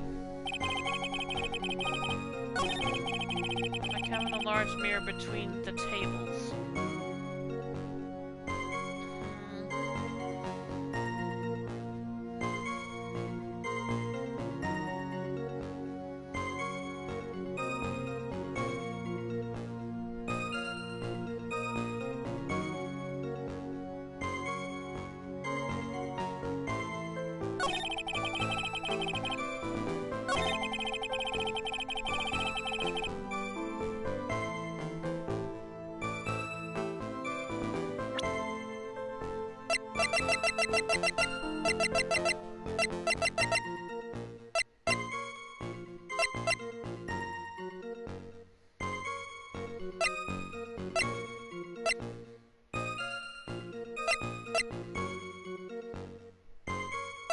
Wait a minute. I know it. I am so looking forward to seeing how this comes into play. Anyway, let's see.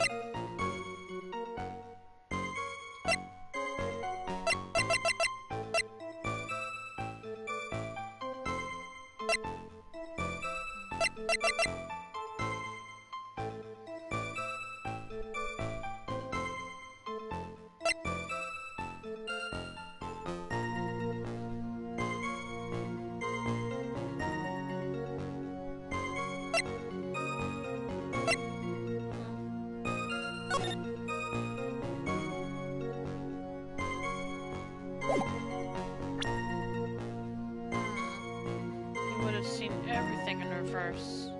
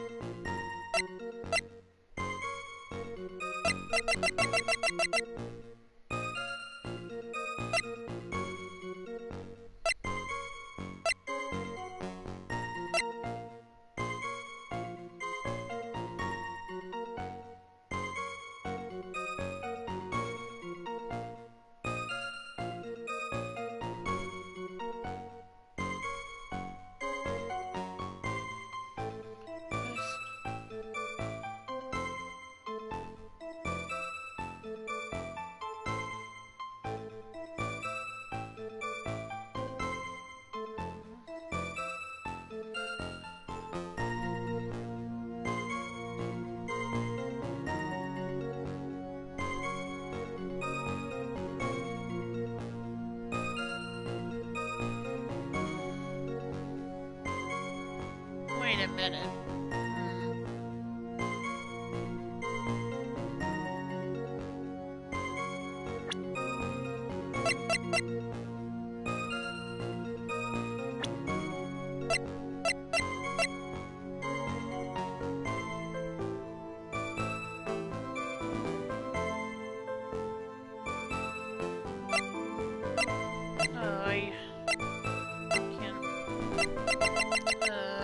I'm wasting too much time here.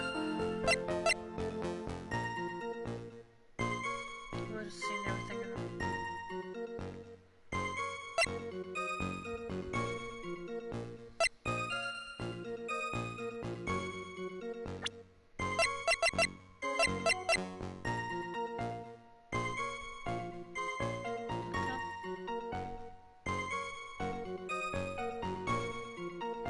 He wasn't wearing glasses, though.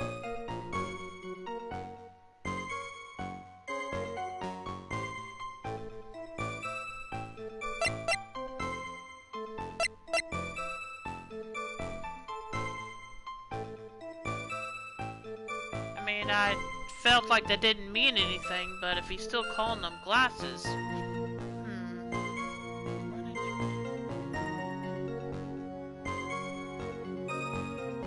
Plus, if they were glasses, he... I don't know.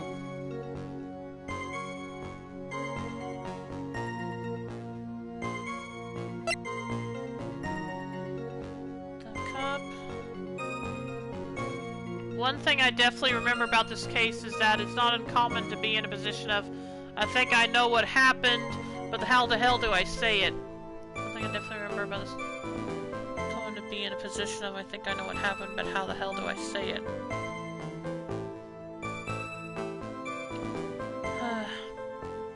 Well, with that said, the issue I'm having is he says the mirror...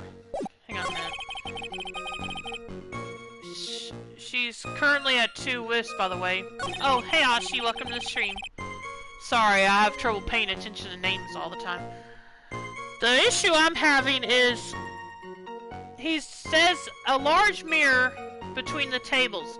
I'm assuming, let me bring up the map, the floor plan. At 3, you can say the statement and not which item to present. The thing I'm thinking of is, where is the mirror? Based on the floor plan, I assume he means between them horizontally. No, vertically. No, horizontally. Horizontally is right. I assume it means horizontally between them. Not vertically. Because vertically wouldn't make sense. Because if they were vertical, he wouldn't be able to see... The old man wouldn't have been able to see Glenn at all.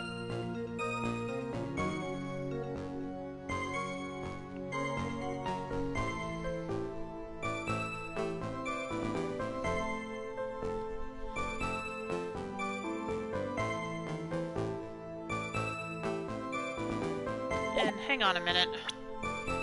I just realized I hadn't looked at this in a while. Let's see.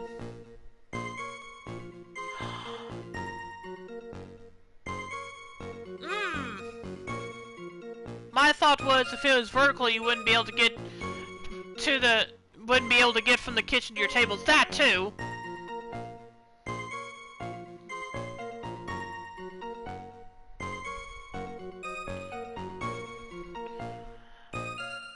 Okay, let me think here.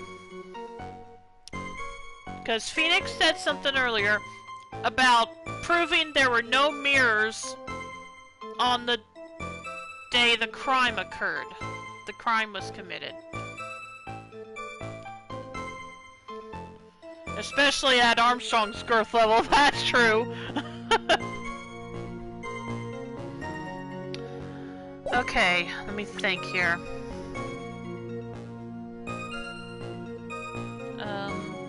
Like having a large mirror between the tables, for example. Ah, darn it, that wasn't it. I thought I might have been onto something there.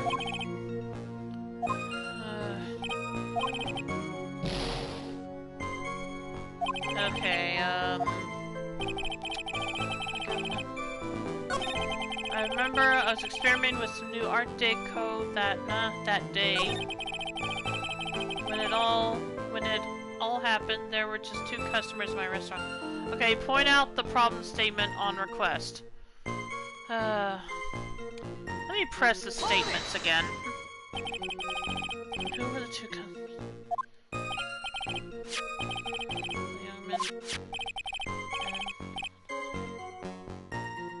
The last statement is bunk, okay. Referring. Witness. You referring to, yeah. What about the other man Maggie says she saw at the table?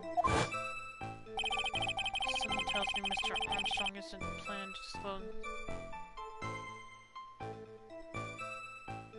Good luck figuring out the rest. Okay, thanks. Something tells me.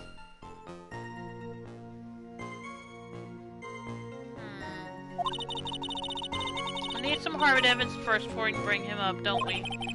I guess I'll just have to try a different approach for the time being.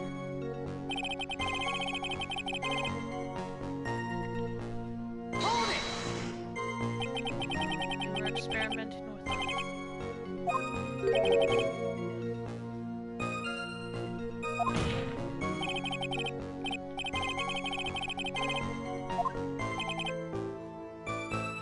Like most stereotypes of the French, Armstrong is not particularly brave.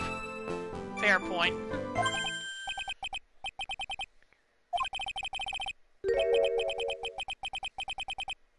I don't even know what that word means.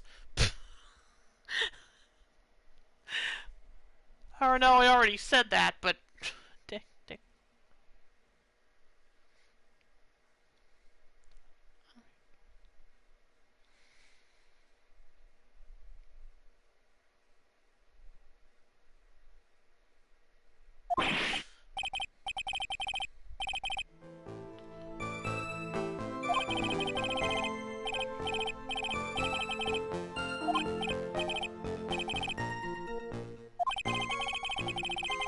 Incidentally, history says they are very brave when it comes to fighting amongst themselves.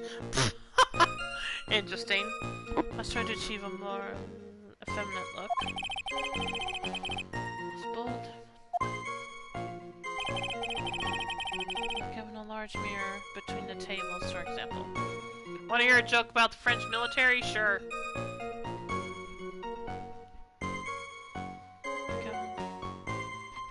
They exist? I guess so.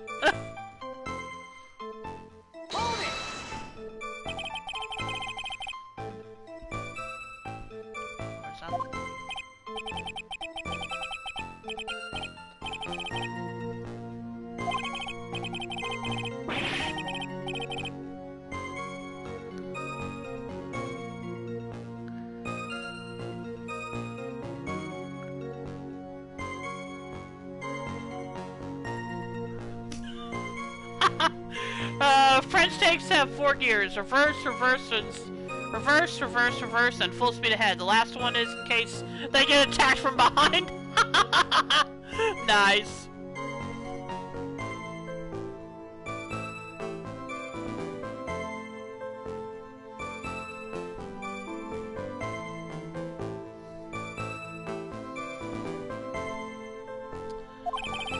I was intending to install it on the ceiling.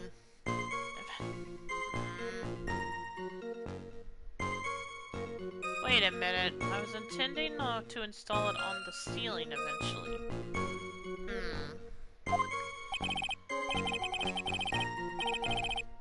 Yeah, again. Hang on a minute. Let me look at the photo again. Great. We can't see the ceiling in this photo. Darn it. I was just imagining a drifting tank set to Eurobeat. I'm just imagining a drifting tank set to Eurobeat. That would be... oh, that would be fun to watch. Let's see. No mirror. Or at least not one between the tables.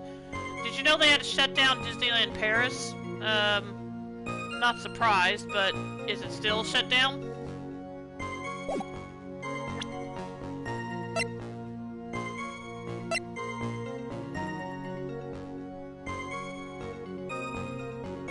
When they did a fireworks show, everyone ran outside and surrendered. Oh, okay, gotcha.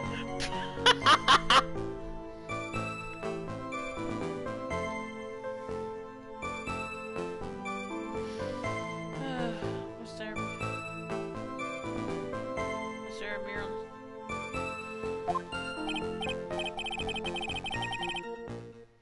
Okay. I decided not to go through with it in the end. Then how the heck would he have seen? Holy, this is gonna be a headache. What should I do? Should I ask him for more about the mirror or not? Press harder. If you really had such a large mirror in the restaurant, someone would have noticed it. But there's nothing about a mirror in Mr. Kudo or Maggie Bird's testimonies. Objection! You didn't ask, tried you leave yourself to blame for such slaughter. A mirror was delivered.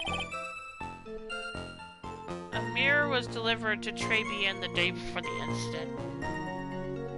This is probably one of those cases where you're sure what happened, but not sure how to prove it. Yeah, I think you're right. A mirror was delivered to Tribulations the day before the incident.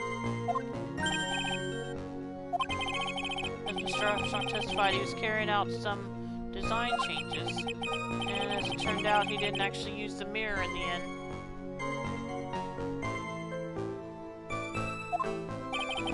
This just doesn't add up. Even if the mirror was delivered to Tribulations, it doesn't prove that it was in the restaurant on the day of the crime.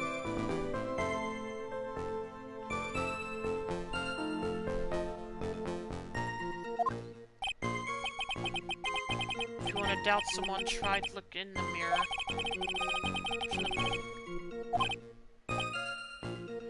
So the witness yesterday had seen the victim reflected in a mirror.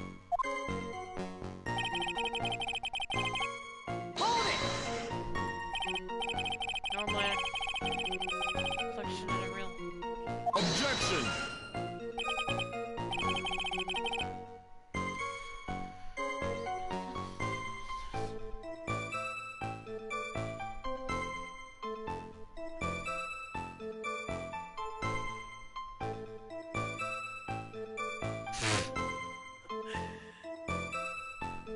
It was month first with some lockdown. It was...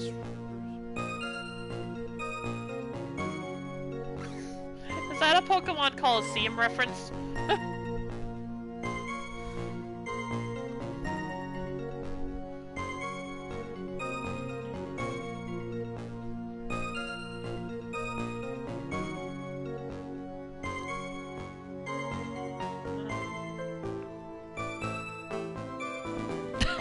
Called it. I remember that. I admit I never finished Pokemon Coliseum, and there's probably a lot I don't remember about it, but I definitely remember him.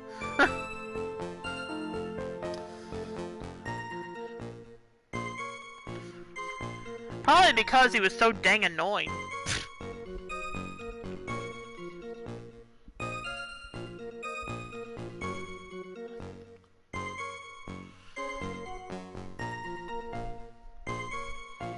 I wonder why they don't re-release those remastered, the Pokemon Coliseum and Pokemon XD games.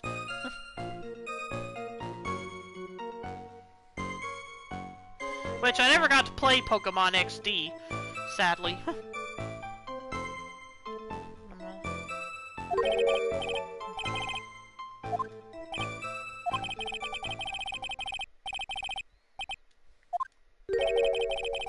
I would kill for a Coliseum XD remake. Yeah, that... Like I said, you'd think they could at least do a remaster on the Switch, if not a remake. Where does that leave the pork?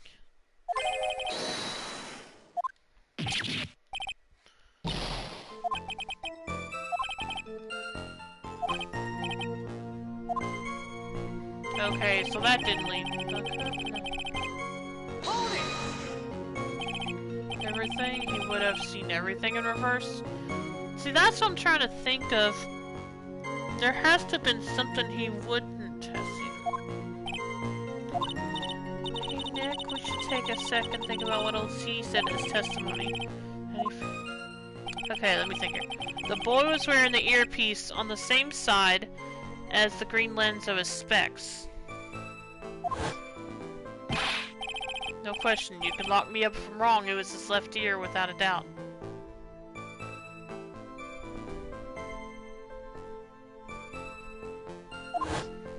And then he used the same hand to pick up the cup his left...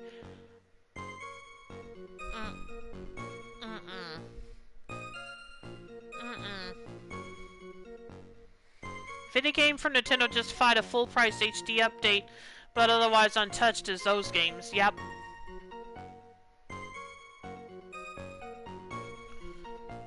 And then he used the same...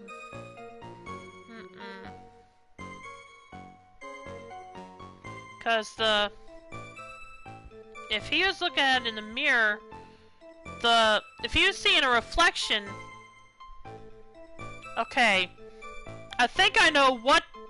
Okay, I understand why I need to contradict this statement now. I just need to... Minor tweaks to compensate for fairy type, right? Okay, I understand why I need to... why it's this statement. Now I just need to... figure out how to prove it. What evidence I need to prove it. When you use the same hand, and then he used the same hand to pick up. Because if he was looking in a mirror, even maybe not that because of Shadow Pokemon.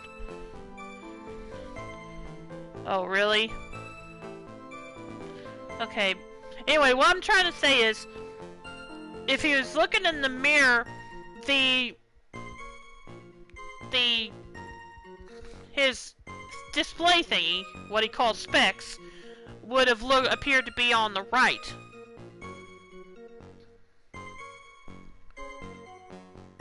So it would not have been the same as what he used to pick up the cup, which would have appeared to be his left hand. Although an extra side story with your partner that gets you Sylveon would be cool. Yeah, that would be cool.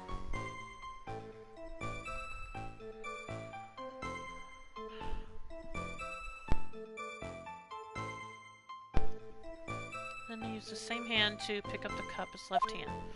Okay.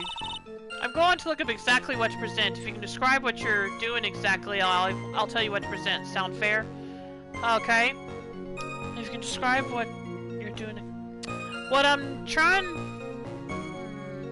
If he saw everything you described reflected in a mirror, then everything he said he saw on the left was actually on the right, huh? Alright. That clears up all the problems with his testimony, I guess. Or does it? Huh. Yeah, it's kind of hard to believe everything's the fault of a mirror, but... Okay, hang on a minute.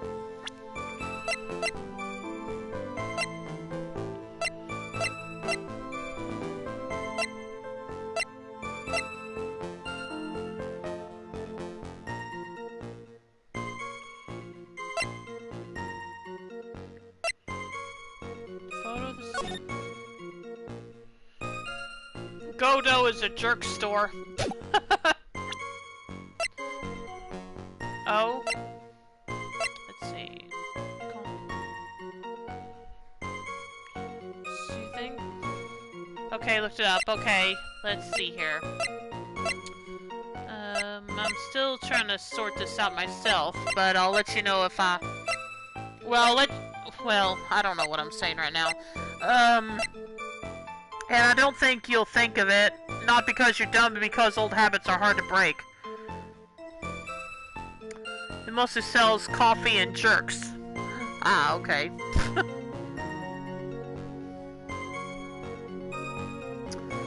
Let's see. Not because you're dumb, but because old habits are hard to break. Old habits are hard to break, huh?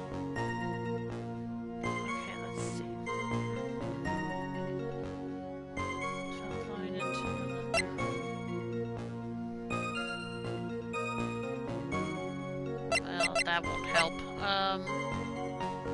And that's not a punny hint. Yeah, I didn't think so.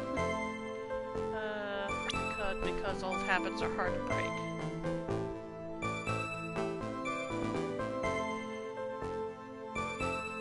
Do you think old CD saw everything?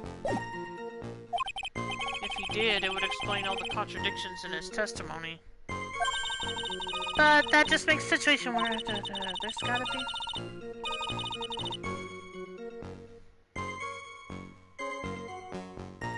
Okay, so he thinks he saw him pick up the cup with his left hand. But also he saw his...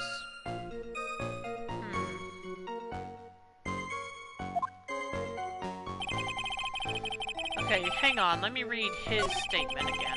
You know, Armstrong's. Kind of large mirror between the tables, for example. Wait, perhaps on... The cup then. The cup, the earpiece, and the glasses. He would have seen everything in reverse, no?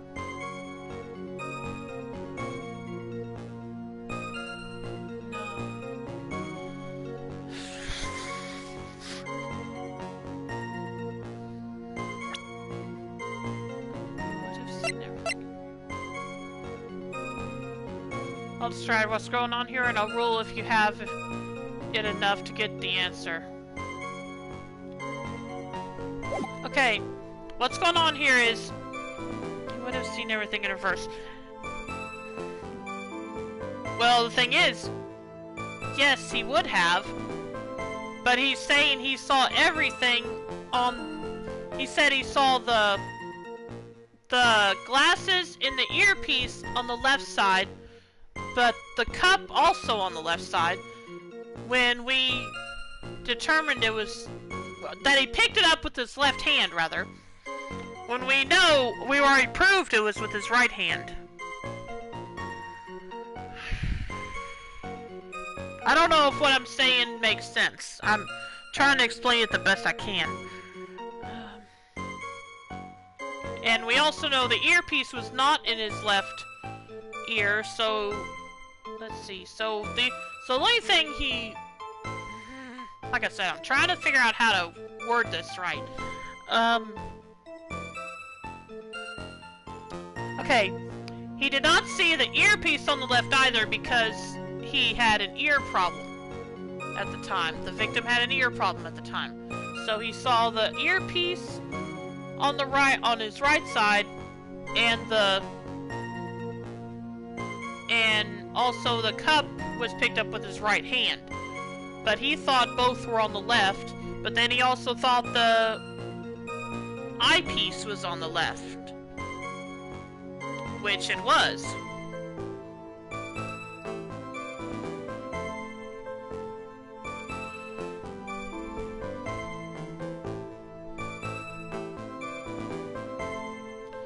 So, somehow he saw the...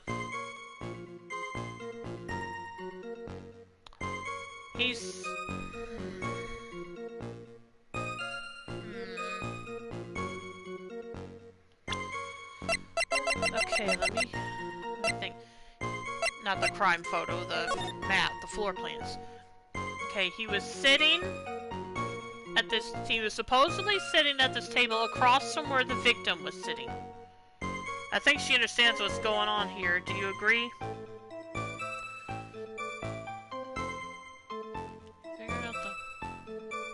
I do. He was sitting across... He was supposedly sitting across from the... in the table directly across from him. Okay, I think you've earned the answer. Alright. Let's see. He was sitting straight across from the table. He was at the table straight across from where the victim was sitting. We don't know what seat he was in, but I guess that doesn't... But since that was never brought up, it doesn't matter.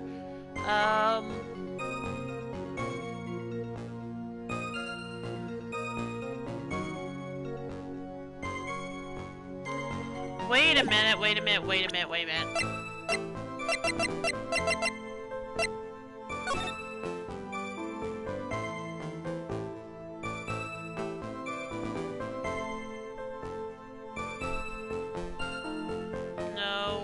that wouldn't make sense. Okay, I guess I give up. I'm all ears, figuratively speaking. Let's see. The problem is what you described. If there was a mirror there, he wouldn't have seen the earpiece in the ear it was in. Right. The problem is what you described. If there was a mirror there, he wouldn't have seen the earpiece in the ear it was in.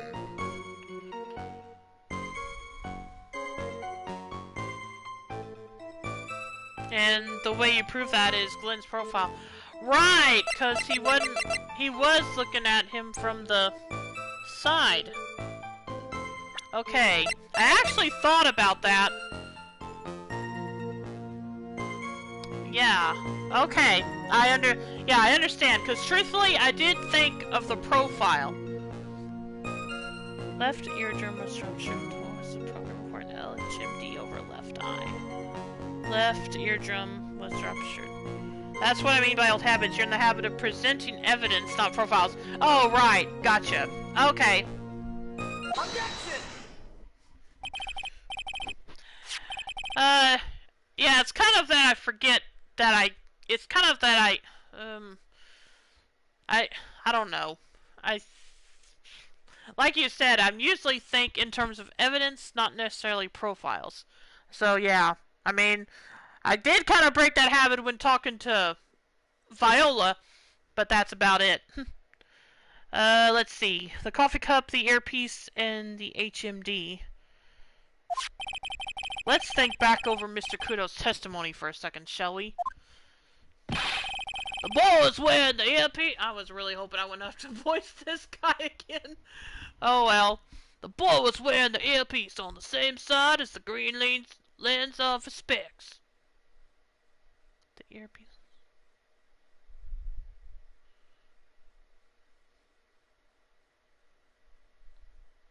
Okay.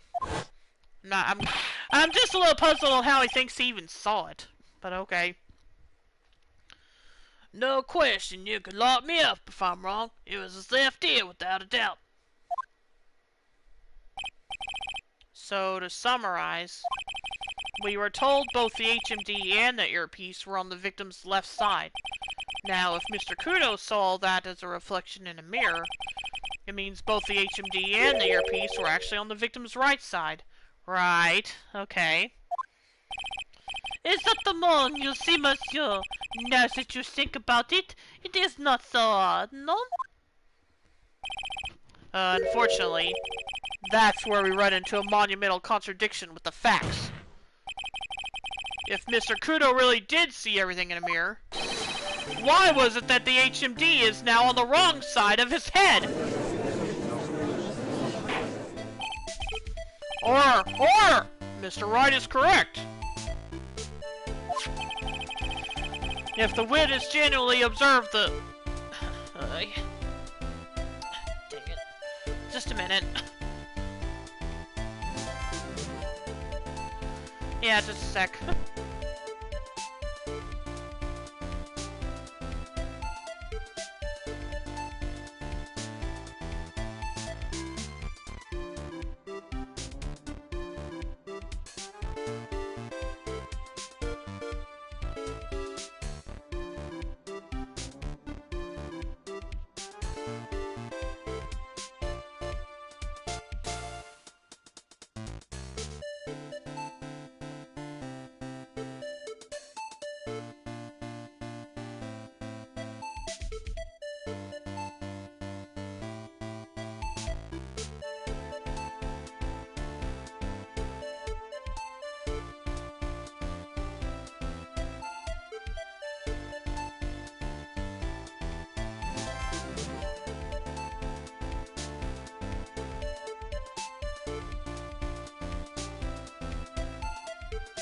But okay, yeah, fair enough, I am.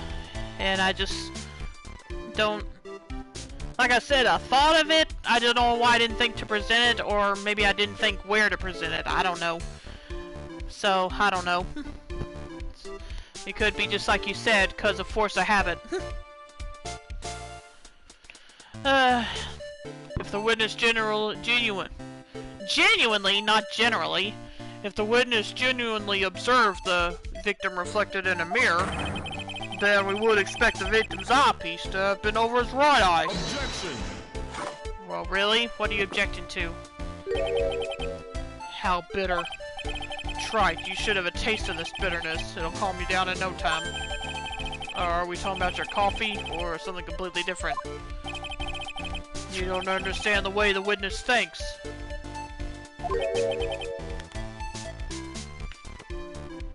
How he thinks? You remember this, I presume? That I broke the vase, sorry, apology, Mr. Kudo's sworn testimony? Exactly. The old man has one very grievous habit, other than throwing seeds. The more of an impression something makes, the more muddled his mind makes it. And what's the most striking thing about Mr. L? Clearly, it's the victim's eyepiece. And that's my point. The old man strikes again. Mr. L's HMD made a big impression on the old man.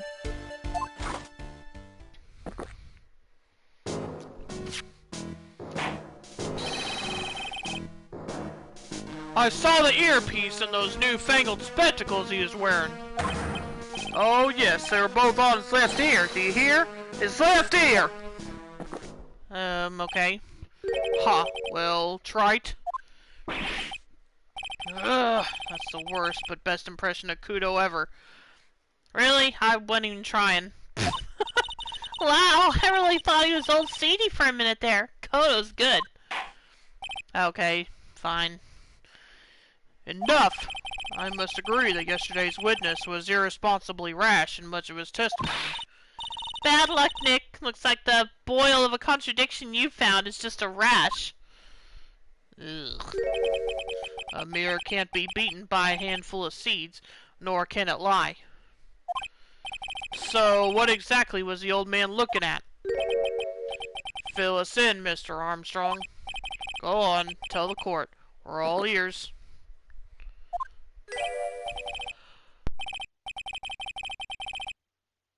Oui, I can explain. Please, if you will look at the plans of the restaurant.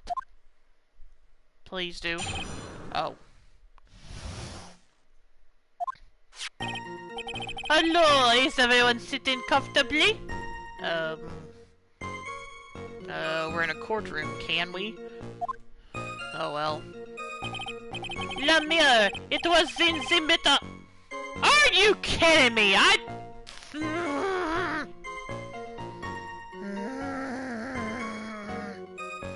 Fine! Dang it.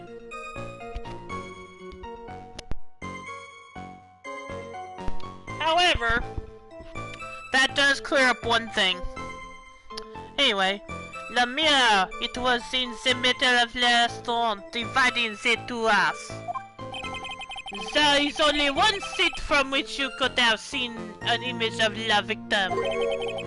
And that was the seat at the table next to la victim's.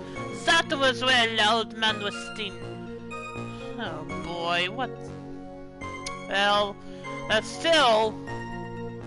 Either way, that still explains the one thing I'm thinking about. After the terrible incident occurred, I moved the mirror so it was not in the way. But naturally, I did not touch anything else. I see no problems with the explanation we have just heard. From the table next to the victims, Mr. Kudo could have seen the victim in the mirror. What a naughty little coquette I am, confusing all the men like this. Yeah, no kidding. Don't worry about it. We can keep up, except for the guy breaking out in a cold sweat over there again. That's because everyone keeps keeping him out of the loop. Ugh, I hate that guy. Which one? You said you didn't touch anything else apart from the mirror. Are you quite sure about that? Volunteers, of course! Very well, Mr. Wright. Your cross-examination, if you please. I just know I'm butchering a lot of these French words. Oh well.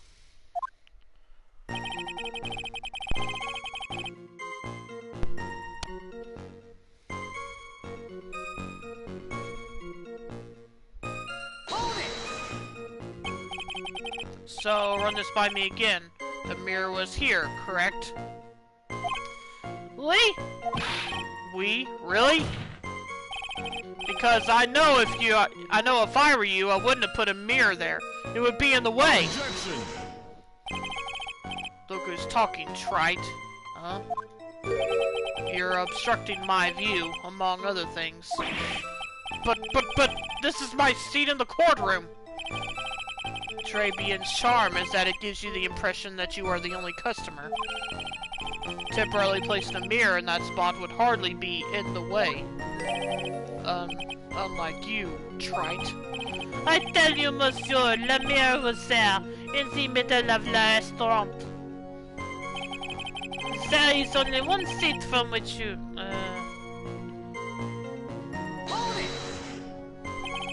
And where would that be? Oh la la, look how you lean towards me. I always attack the younger boys. Maybe I should keep you in suspense a little longer. How old is he? I never actually paid attention to that. 39, okay. Fair enough.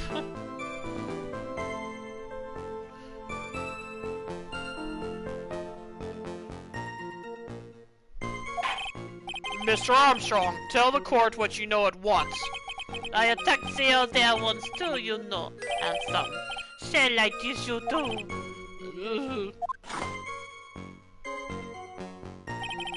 I'm already seeing a very hot someone, so I'm afraid you'll be waiting for a long time. I don't think he was talking to you anyway. I bet she has mocha cream skin and cappuccino perfume. Then I will tell you, there was only one seat from which you could have seen.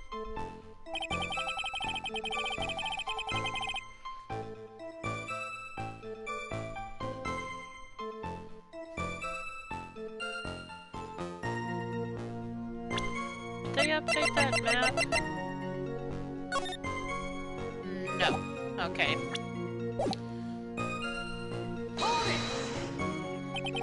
So, why can you only see the victim from that particular seat? My monsieur, it is obvious, no? If you look at the plans, you will understand. La victim would have been reflected in la mirror like so.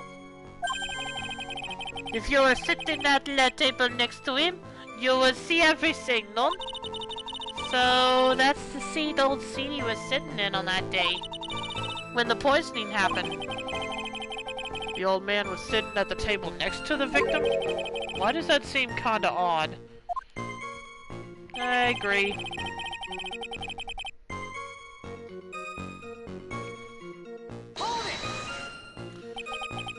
Did you move the mirror while Mr. Kudo was off calling the police? Oui, exactement. I carried it out of the restaurant then. Out of the... You moved a huge mirror like that all by yourself? What can I say? I know how to pick things up, handsome. Kodo actually laughed at something. Well, given the witness's physique, I suppose it is possible. Did you move anything else from the crime scene, Mr. Armstrong? I look like the obliging type, no?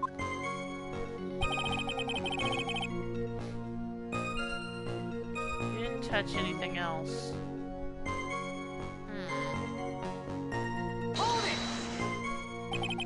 Are you sure about that? I touched nothing except la mirror. Mr. Wright, is there something the witness has said that doesn't match the crime scene? Yeah, there is. I just can't put my finger on what exactly. Ha! Suffering from a case of heartburn, Trite?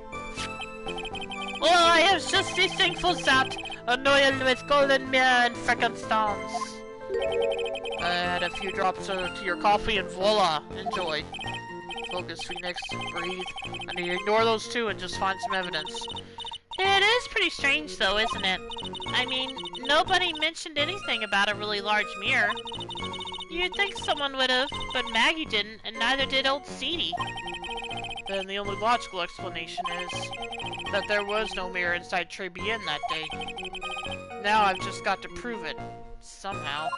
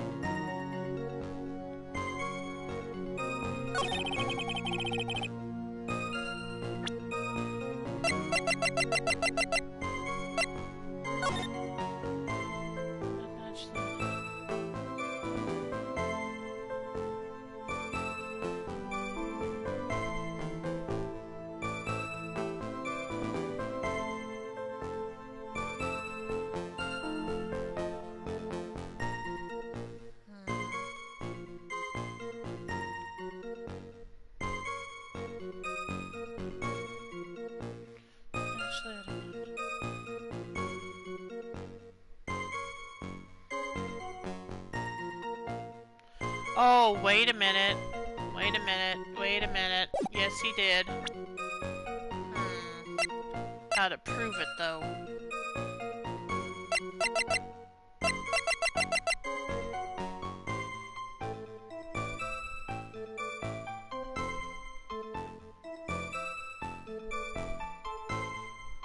Oh, wait, maybe I'm thinking...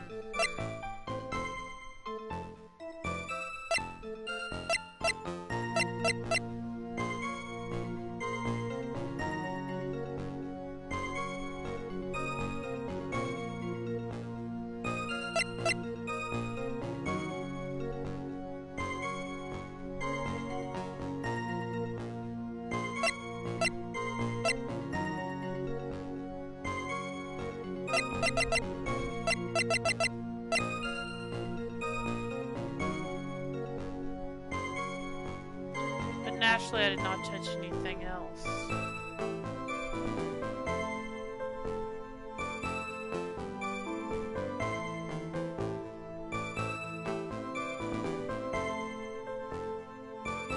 I was thinking about the lottery ticket, but this was missing too.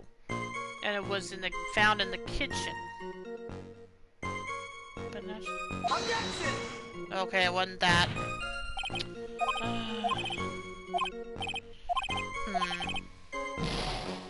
Oh well, was worth a try. Let's see. But actually, I did not touch anything else. There had to have been something else he touched. I was thinking about the ticket, but he didn't touch this ticket. He touched... He did touch a ticket, but not this one. Here's the problem with using the ear medicine as it. Sure, someone touched it, but you don't know it was him. True.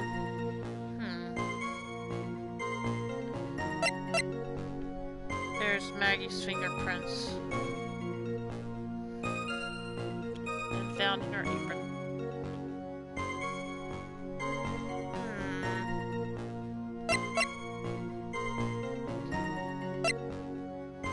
Covering the victim and Maggie's fingerprints. No, okay.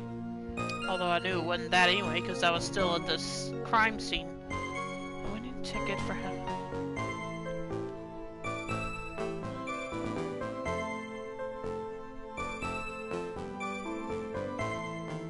Victim's line.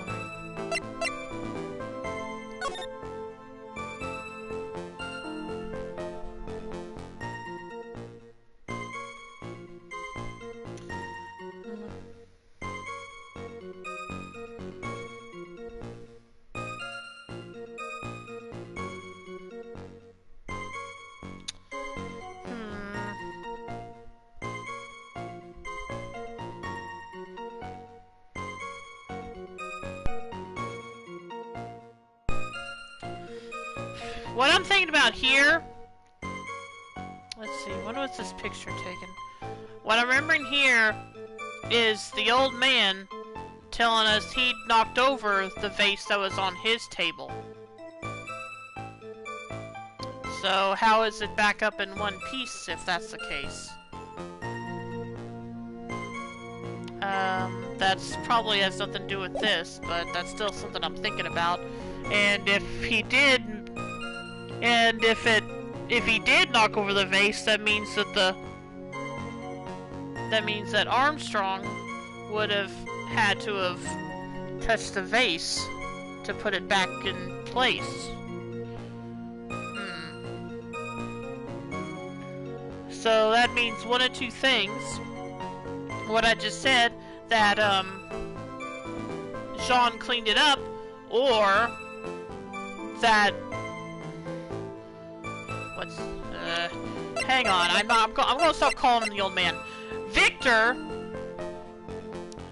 was where he said he was.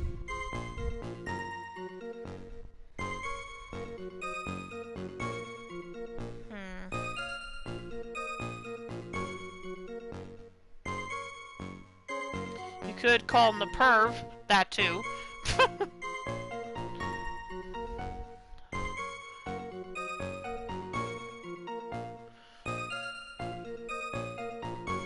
Although old man would probably still be easier to remember.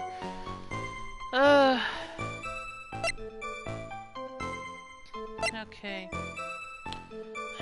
And of course I'm thinking about the ticket, but the problem is the chef did not touch, as far as we know, did not touch this ticket. He touched a different one that he took from the table.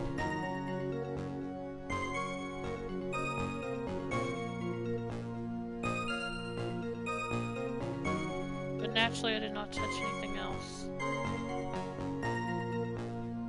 Well, I need to save before I do anything else, since I'm down to my last penalty.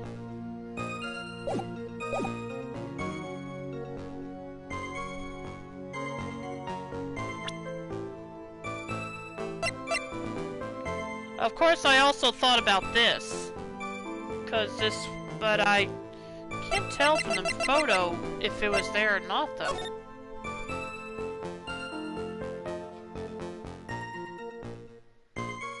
The magazine is no, you can't. It doesn't look like the magazine is there. I mean, the newspaper is there.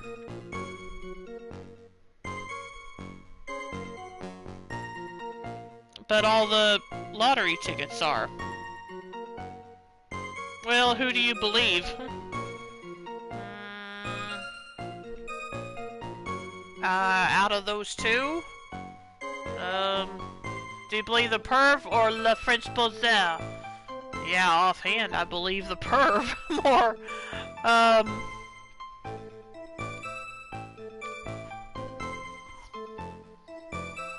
Because, yeah, maybe his memory was a bit off or something, but I don't think he's ever actually lied to us.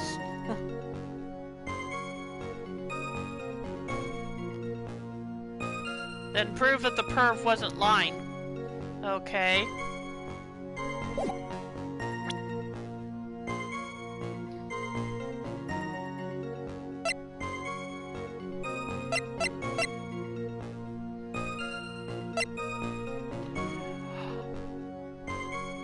When the incident occurred, I broke the vase at my seat.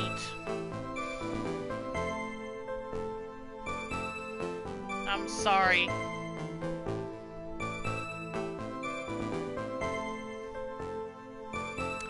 But naturally, I did not touch anything else. Okay, I'll come back to that.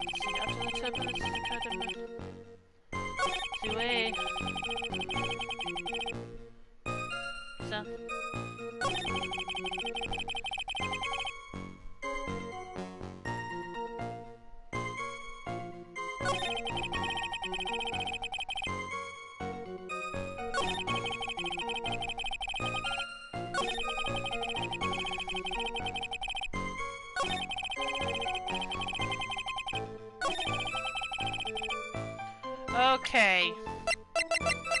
This is what I'm gonna try. I did just save, so worst that can happen is that I just have to reload. Objection! Your Honor! Mr. Kudo's words yesterday strongly contradict Mr. Armstrong's testimony. This is the letter of apology that was written by Mr. Kudo, is it not? I realize it looks useless, Your Honor, but this is still testimony. Ha! I guess useless people are only really good at identifying useless things. A lot of relevance does this scrap of paper have to the trial, Mr. Wright? Mr. Kudo's testimony is actually very relevant to the question at hand, Your Honor. Because it very clearly contradicts with this piece of evidence. What? Wait a minute, what?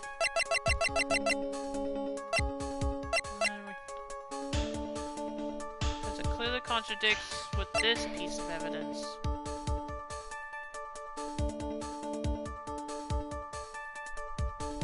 This one? Take that! This piece of evidence contradicts with the testimony we have heard, Your Honor. Crime photo? Yes, this photo clearly shows something that theoretically should not exist. What on earth do you mean by that, Mr. Wright? Oh, dang it. I keep asking this. How? Forget it. It's an old question by now. Interestingly, the reference I've been using presents those two in the opposite order. I guess you could do it either way.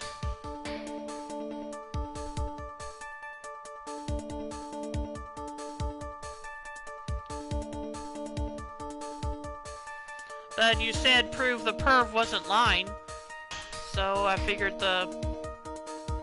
it was good to present his testimony first. So you could have also presented the crime scene photo and said it contradicts the perv, yeah. Well, we both learned something today then, didn't we? What on earth do you mean by that, Mr. Wright? Should not exist? Huh, sounds like you're describing yourself, Trite.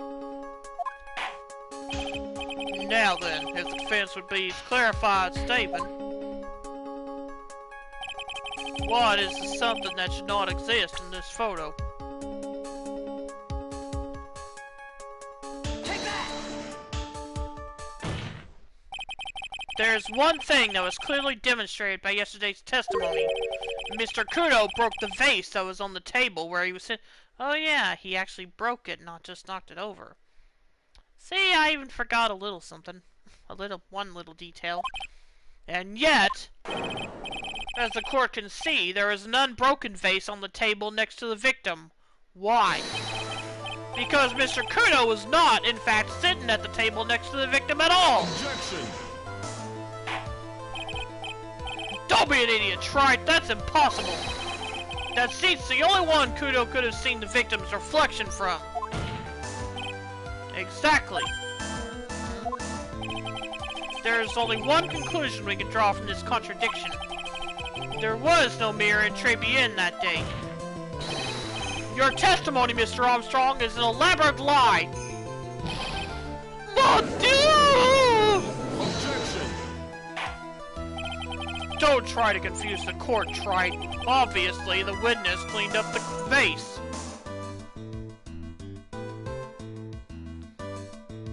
The conclusion we can draw, Gumshoe is a sham! Of course. While the police were taking their time getting to the crime scene. Objection! Unfortunately, Mr. Godo, that doesn't quite work for me. Mr. Armstrong already testified to the contrary. In his own words, I did not touch anything else except the mirror. Grrr! Well, witness, what do you have to say for yourself? I was right. There was no mirror in the restaurant that day. In light of this revelation, we return back to the original problem. Time for a couple blend number 85. Is that what number we're on? Who knows at this point. Why did the victim have an earpiece in an ear in which he couldn't hear? He didn't. Well, okay, never mind. I know what he's asking, so never mind. Huh. You only get one shot in life. There's no turning back. If you want to claim that the mirror wasn't there, Trite. He doesn't drink in them in numerical order, fair enough. Then this problem is all yours. How do you explain what the old man saw? If I can answer this, then I'll be that much closer to the truth. I can feel it. Are you going to be okay? Can you really solve this contradiction, Nick? There's more than just There's more than just this one contradiction, Maya. What do you mean? Remember what Maggie told us? There was another man at the victim's table. And there was a sample CD on the victim's table. It all flies in the face of Mr. Kudo's testimony. And I think I know the reason why nothing in this case is adding up. Well, Mr. Wright, let's hear your answer. Yes, Your Honor. The reason behind all the contradictions in Mr. Kudo's testimony is simple.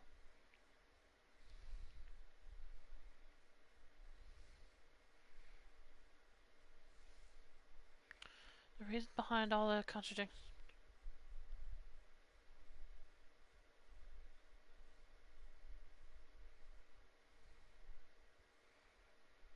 We're living in the mirror universe!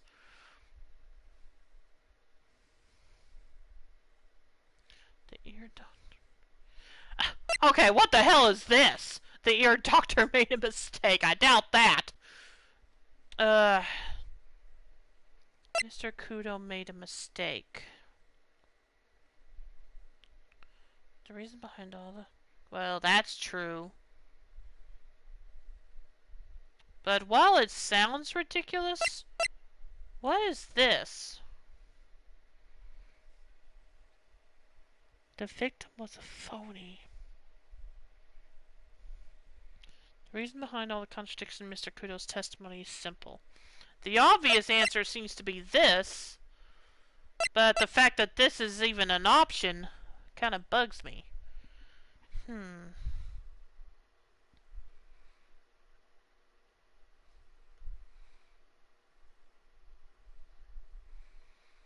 The victim was a phony.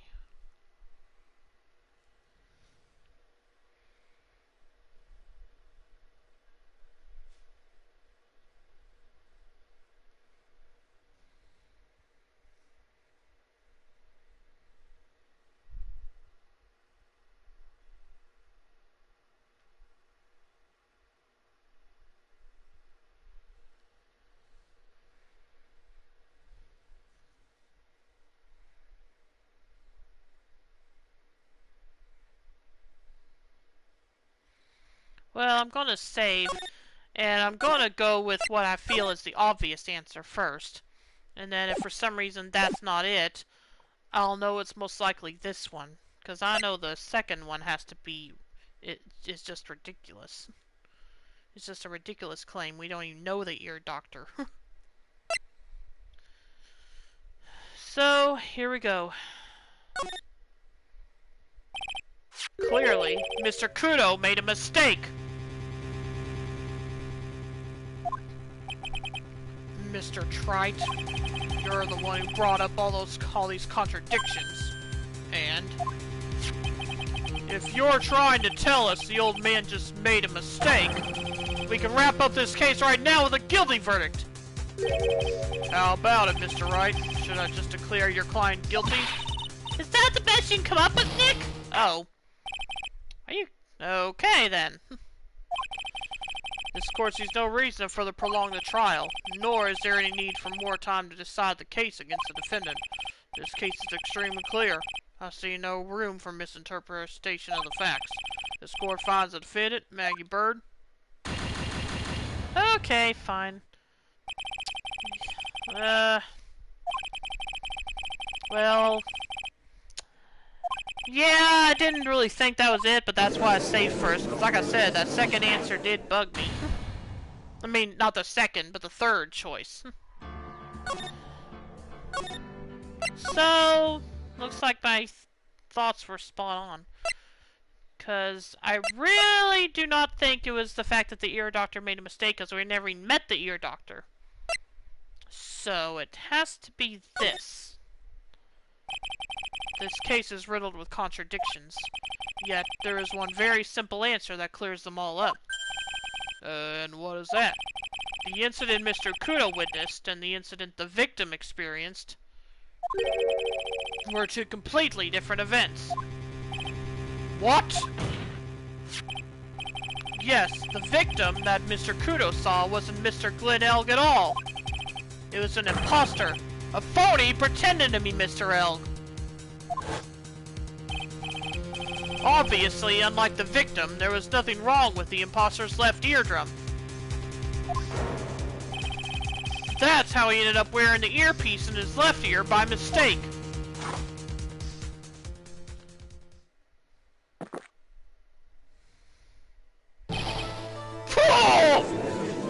How many times is he going to do that?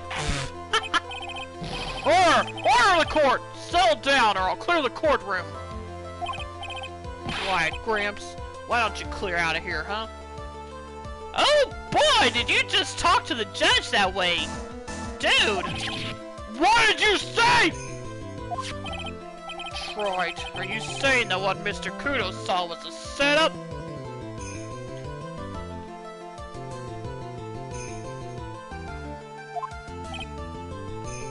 Yes. Someone pretended to be Glenn Elg and acted out the whole coffee poisoning to set up Maggie.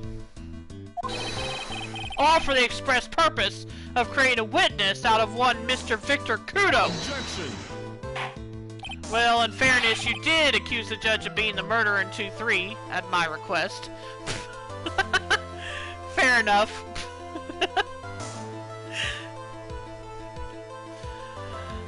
Get real, Trite. Why would anyone want to do that? Isn't it obvious? The thing Mr. Kudo was most insistent about in his testimony was... The servant girl bought him a Javachino, but you put something in it. That's the servant girl right there in the defense chair. I remember her well.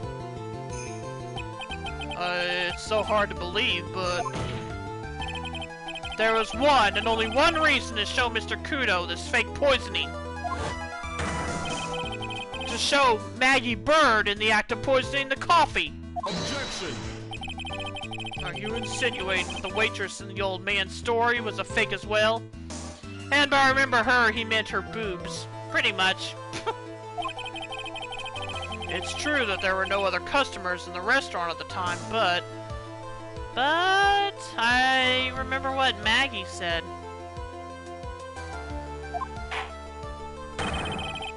It's also true that the chef was there. He would have noticed what was happening. Well, that's right. Well, witness, if your restaurant really was the scene of such theatrics, you would have known about it, correct? Oh la la, this is most difficult for me. No, it's quite simple. All you have to do is testify. You are under oath, after all. Was there, in fact, a phony at Tribulations that day? The defense demands that Mr. Armstrong tell the whole truth about what happened. The defense's request for additional testimony is accepted. You will accurately explain in detail the events in the restaurant that day. Oui.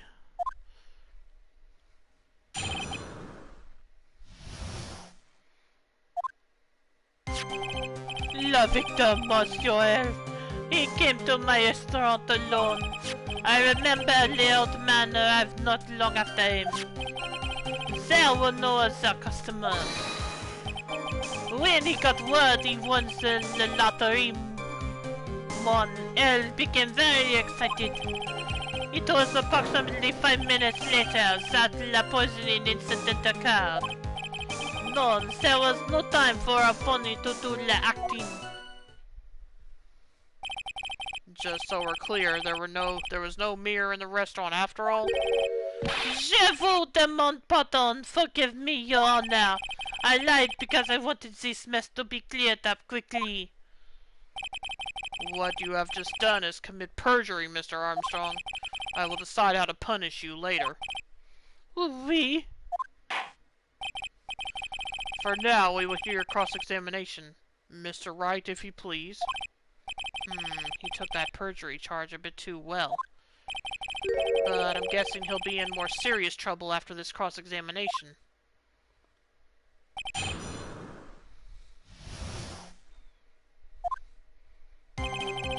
La victim, monsieur. He came to my restaurant alone. Why am I repeating all this?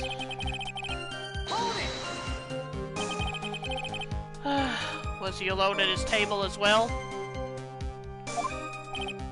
My way, I saw him from Lucky John. Yet the defendant, Miss Bird, remembers it differently. He swears there was another man at the victim's table. Objection! Ha! Unfortunately for you, Trite. Yesterday's witness also testified that the victim was alone. You know, seeing you squirm like that reminds me of a certain coffee's bittersweet bite. What kind of coffee is he been drinking?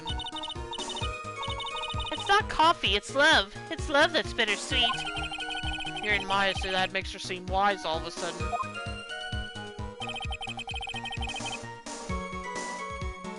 Hold it! By old man, you mean Victor Kudo, correct? Oui, he comes often for my special coffee. I drank your coffee once, Mr. Armstrong. It's special, I'll give you that. It's worth a sip just for the experience. Oh, you make me so happy, monsieur. You're most welcome anytime. Yeah, he didn't mean it as a compliment. I said it was worth one sip, and nothing more. So old Mr. Kudo arrived at the restaurant around the same time as the victim. Maybe I should ask about his arrival in more detail.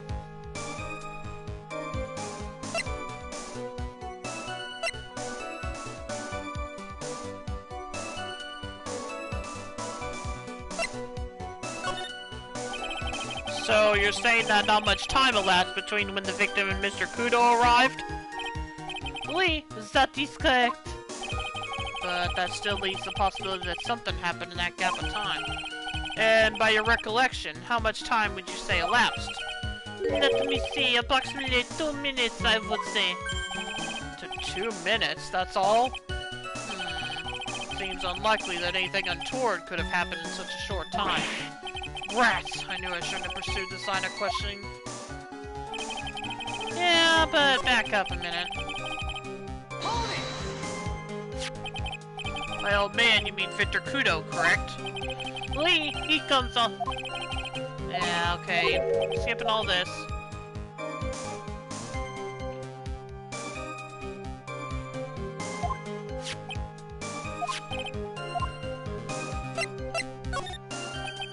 Out of curiosity, about what time was it when Mr. Kudo arrived? Oh no, I cannot remember, monsieur. I believe we were told by a witness yesterday. The crime was reported about 2:25 p.m. by a kind of scary old man, sir. Does that perhaps jog your memory, witness? The incident happened about 20 minutes after he arrived. 20 minutes after he arrived. So the victim must have arrived between 2 p.m. and 2:10 p.m., no?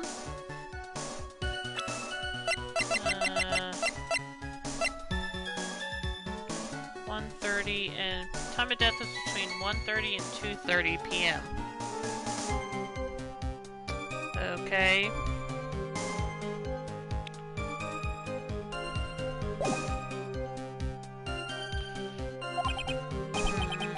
Just after 2, huh?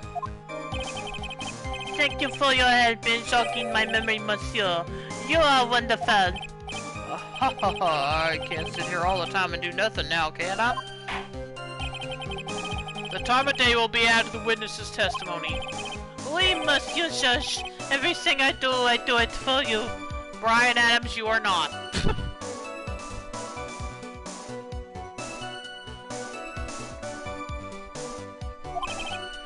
Merci bien. That's French, isn't it?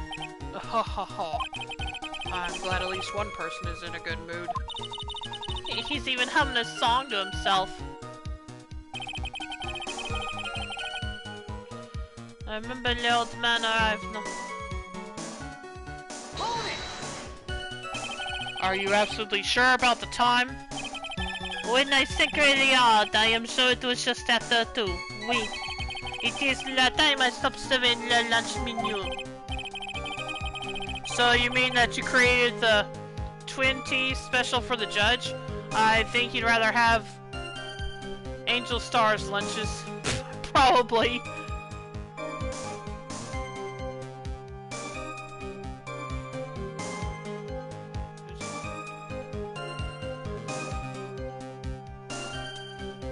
Quite right, I always break for lunch when the restaurants are serving their specials. I've been known to wind up a case early just to make it on time. Haha! I guess you should never get between a hungry judge and his lunch. Oh, would you look at that? It's almost lunchtime already. Witness! Get on with your testimony, please! Okay. Hold it! So your only customers are Mr. Kudo and the victim? Objection! How many times do you need to ask the same thing, Wright? You never catch me drinking the same blend twice. Uh-huh. You're trying to establish the presence of a phony victim in the restaurant, but you're wasting your time. You can't grind birdseed to make coffee if you catch my drift. But there's a hole in this testimony somewhere, I'm sure of it.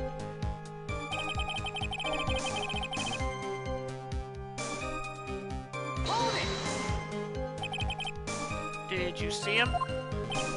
No, I was in the kitchen, but I heard him. I remember him shouting, "Yes, $500,000! Presumably the defendant heard that too. Then correct? Maggie? She looked like a poor little frightened dove. And what about Mr. Kudo? The old man shot on some bird seeds that got stuck in his throat. It seems we now have yet another incident on our hands.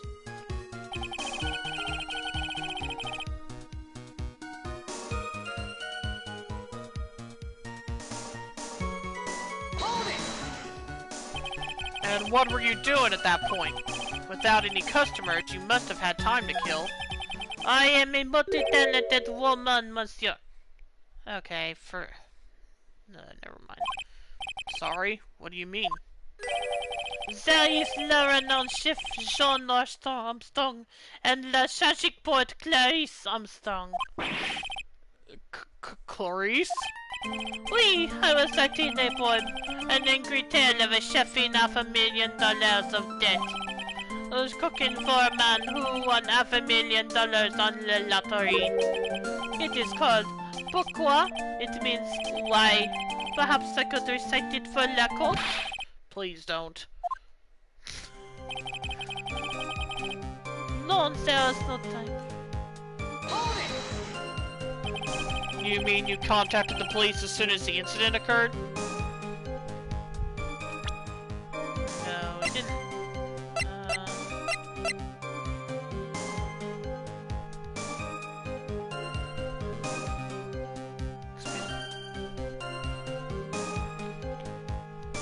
Ah, right.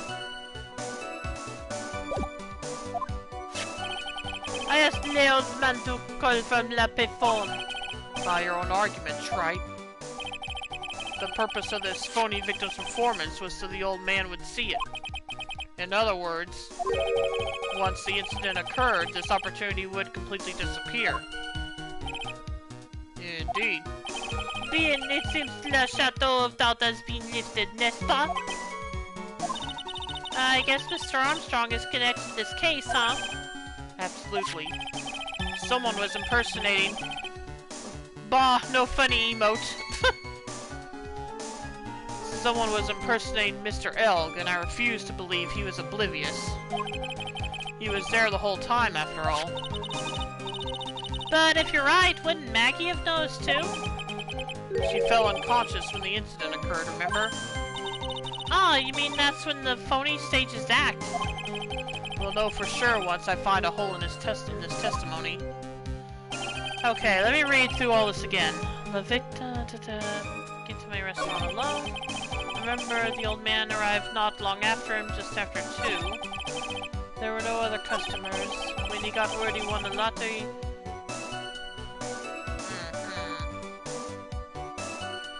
When he got word he won the lottery, Monsieur became very excited.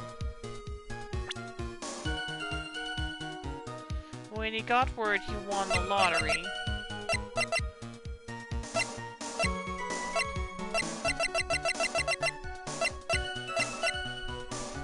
Experience the most thrilling 2 minutes of your life every Monday at 1:30 p.m. Well, let me save just in case it's at the wrong spot, but...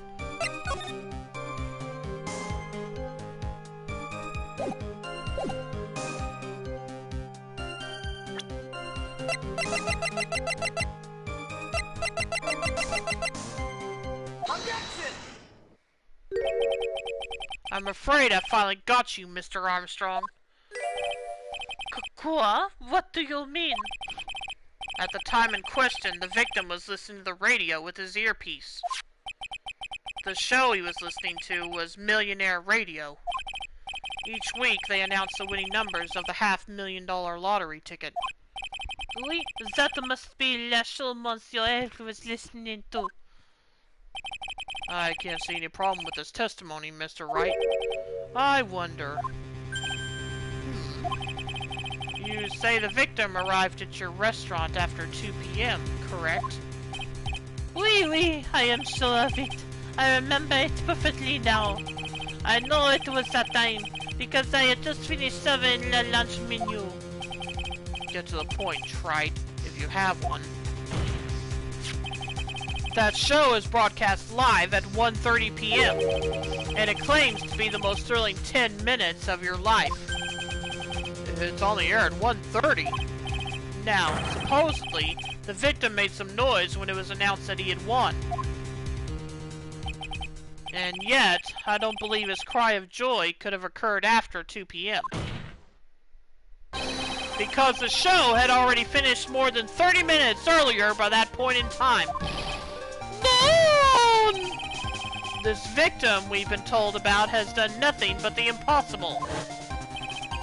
Listening to the radio with a ruptured eardrum, catching a show that was already over. There's only one conclusion you can draw from these facts. This victim was an imposter, acting out the poisoning 30 minutes after the real murder. Yes, there were 2 Glen Elks in Tribulations that day. The real Glen Elk, now dead, having been poisoned by the real killer. And the phony Glen Elk acting out the events for Mr. Kudo to witness. The conclusion, I'm a sham! Who's right? It certainly seems that way. I mean, if that was the case, how could you explain the time description? Objection! Quite a performance, Trite. You were almost on a roll. But sadly, you lack the rock-hard foundation of rhythm to build your song. What is this, Music Theory 101? Let's recap. According to your imaginative theory, it's now just after 2 p.m.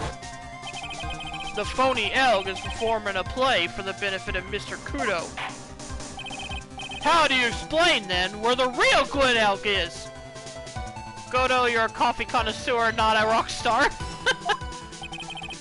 I don't believe I have to spell this out for the court. However, at that time, the real Glen Elk was already dead. That's certainly the obvious conclusion. Objection! Thank you, Trite. That's exactly what I was hoping you would say. What? Now, I presume you can prove this theory of yours. And honestly, the way Godo's such a jerk is why he's near the bottom of my favorite prosecutors list. I don't get why people like him so much. Doesn't even seem to have any... I mean, first off, even if he wasn't a jerk, he doesn't even have as much, let's say, charisma as some of the other prosecutors. In other words, he's just not an interesting character.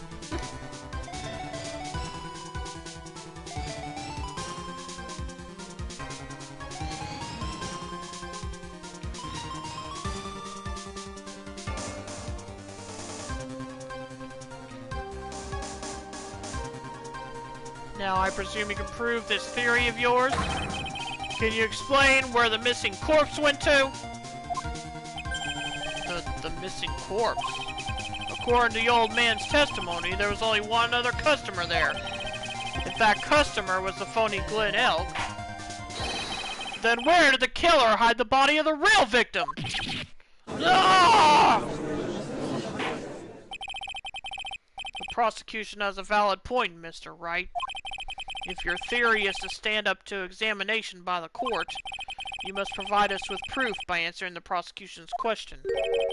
Where did the killer hide the body?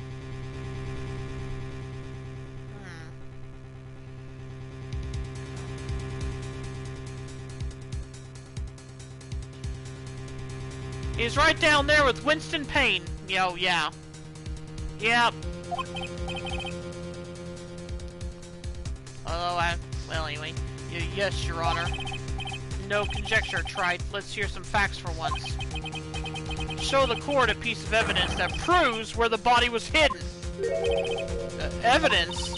Well, what's with the intense pressure in here all of a sudden? I thought I had him with that contradiction. But he's turned it all around and backed me into a corner instead. Well, Mr. Wright, the court will now hear the defense's theory and evidence. First, where was the body of the real Mr. L concealed?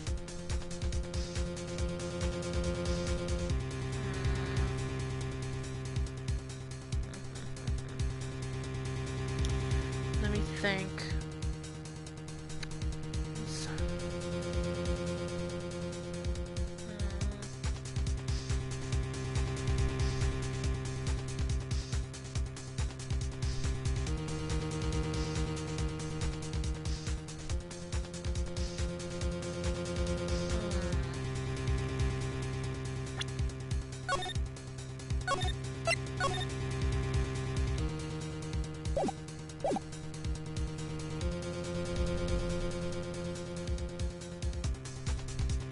I'm feeling like saying outside Tribulations would be too obvious.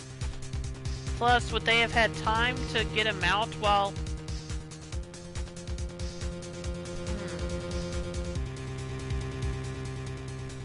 I can't see they would have had time to hide him anywhere outside.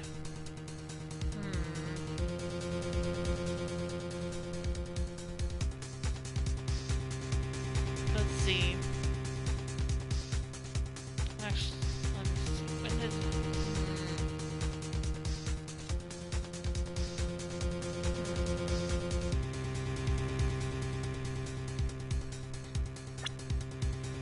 Let's see.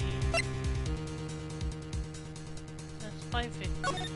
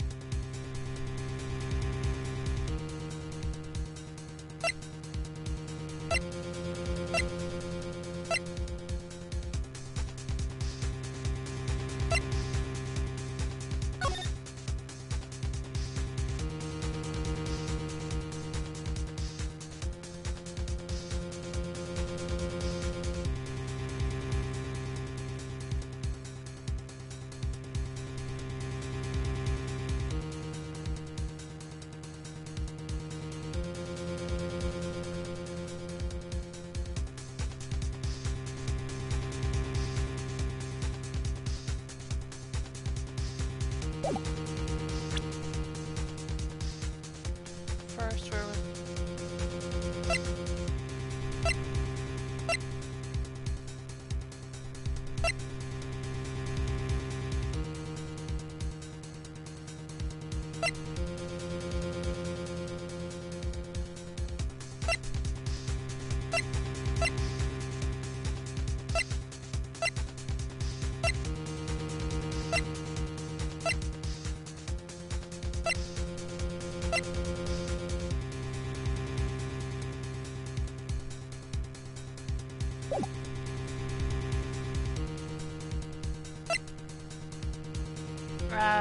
I did just save, right? Just making sure before I answer.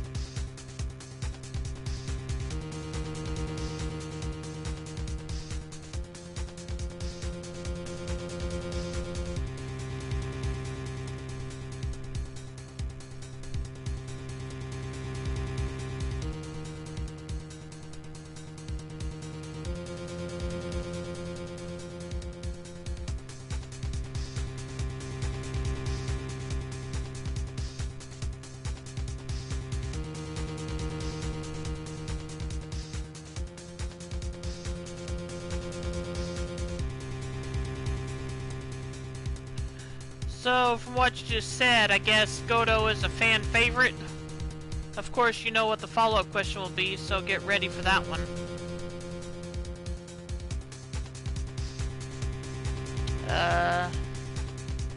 Great. First, where was the body of the real Mr. L concealed? And then the follow-up question.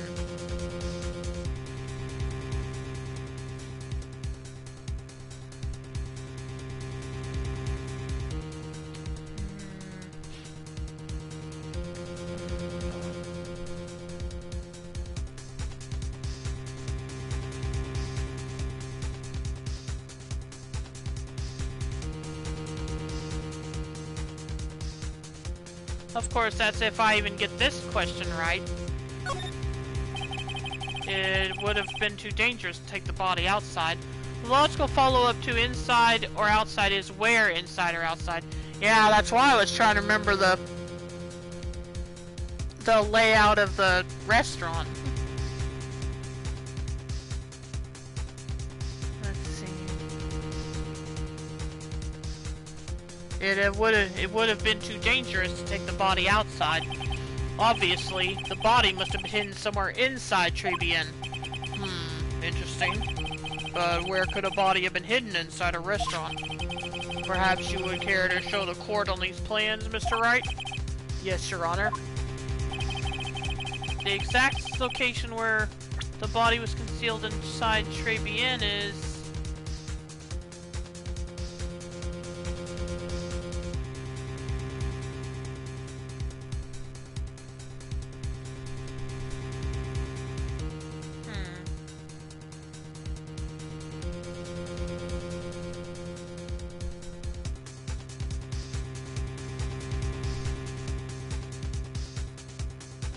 Well, I have two places in mind.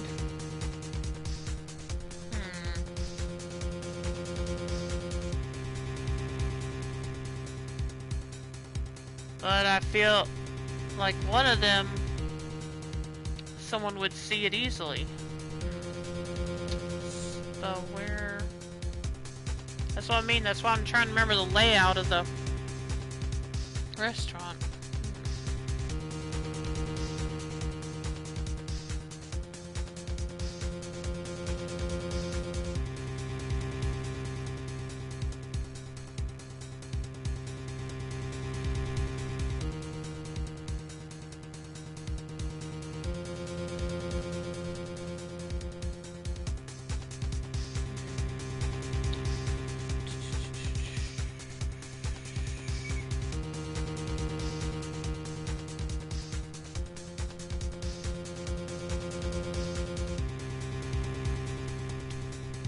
Well, here goes nothing. Take that! The body was hidden here. I see. Nice supposition, but the real question is, can you back it up? Where's the evidence that proves the body was hidden in that location? How the hell should I know?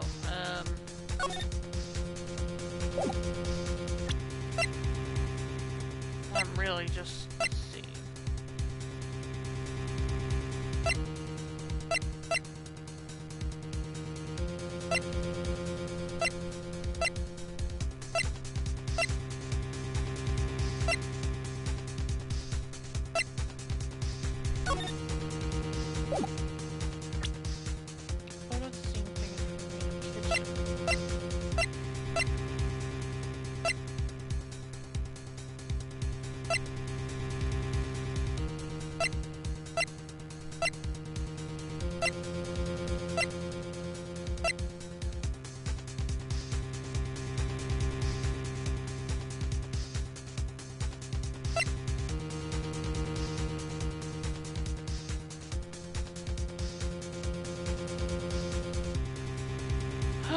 To be honest, this is the only thing I can think of.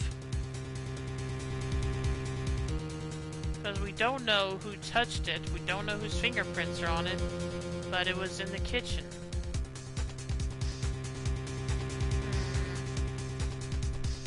So I don't know if that means anything or not.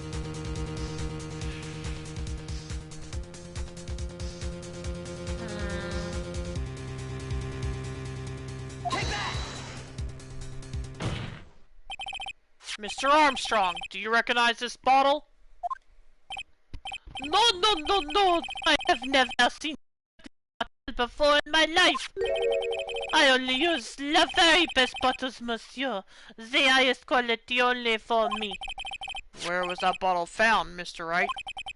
Interestingly enough, Your Honor, it was found in the kitchen of Tribulations. Eh, quoi? But I only ever use these bottles for my aromatherapy oils. But this bottle doesn't contain aromatherapy oil, Mr. Armstrong. No, it contains a medication. What kind of medication? I'm sure everyone remembers, don't they? That Mr. Elg visited an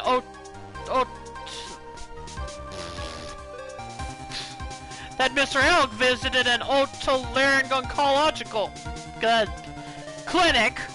Yeah, I'm not even gonna try again. He went to the doctor and was given medication that day. And they said, "You're bad." Yep. You can't be serious. The defense had the contents of the bottle analyzed, and I have the lab results right here. The contents of the bottle matched the prescription that was given to Mr. Elg. Glenn Elg's murderer hid the body in the restaurant kitchen. Yeah, going back to what you're saying about Godo, does everyone think just him being crazy about coffee is an instant character trait? I don't know. Then again, I've had my own brushes with characters that I don't understand why they're popular, so what do I know?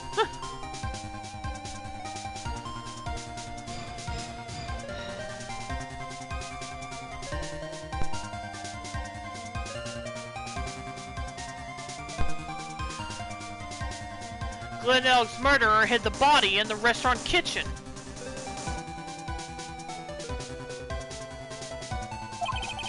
At which time, this bottle fell out of the victim's pocket. Mr. Armstrong, when the incident occurred, didn't you say you were in the kitchen? Mon Dieu! Yes, you know what I'm about to say. It was you who hid the victim's body. You did a fine job pretending to defend my client, Maggie Bird. However, you were setting her up to take the fall behind the poor girl's back.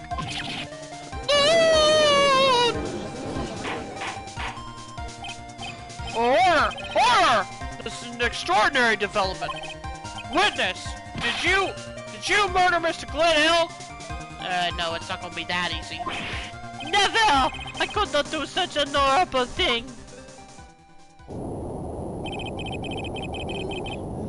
Oh boy. No, Judge, you did. Okay, we're going down that road again, huh? Mr. Godo? The bitterness. Every time I get lied to, I always down a mug of coffee. That's one of my rules. Do you have the slightest idea how many cups you've had by now? Probably not. Probably doesn't care either. Then I like to do the same to the person who lied to me. Well, he is so senile they'd probably forget. Fair enough. I like to take them down with my empty cup. Listen up, chef. How about a brand new flavor in your ear, my HD deficient friend? Je voudrais ma bottle, please, you must tell me out. It is a trap. Listen to me, por favor. Por favor? Yeah. Yeah, okay, thank you, Judge. Thanks for pointing out the problem. Yo hablo español, Mr. Armstrong, and por favor is Spanish. I'm only going to ask you once. Did you do it? No, no, no, absolutely no.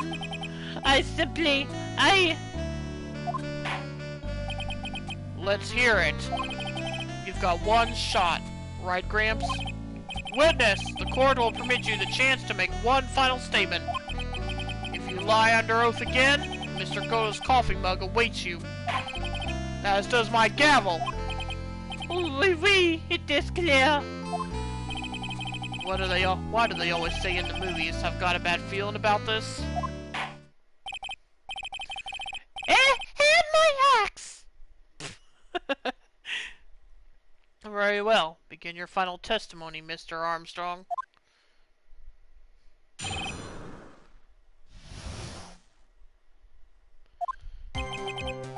It is true.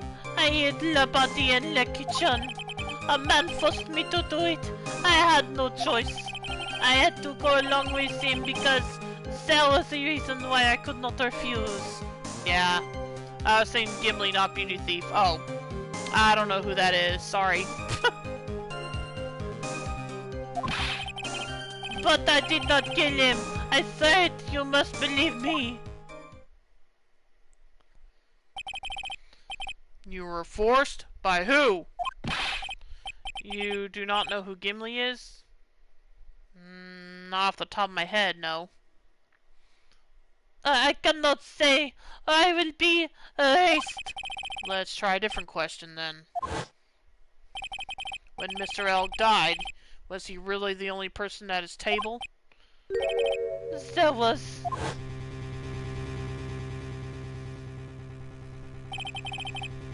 There was another man. I knew it! Maggie was telling the truth. You may cross-examine the witness now, Mr. Wright. There's just one more thing I need to do. Fine, tell me who it is. Think I get to play every game out there? No. There's one more thing I need to do. I gotta break this guy and get him to tell us the name of the real killer.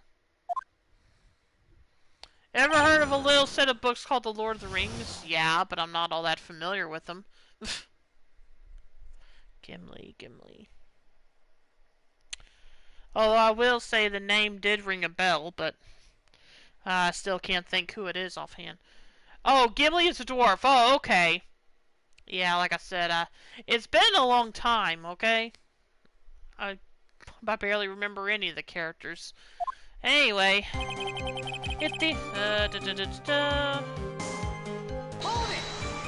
don't even know if I should waste time with this, but did you carry the body by yourself? Oui, I carried him, and I carried Maggie too. Maggie too? When she saw the victim collapse, she fainted. I could not leave her there. Well, why'd you hide the bodies?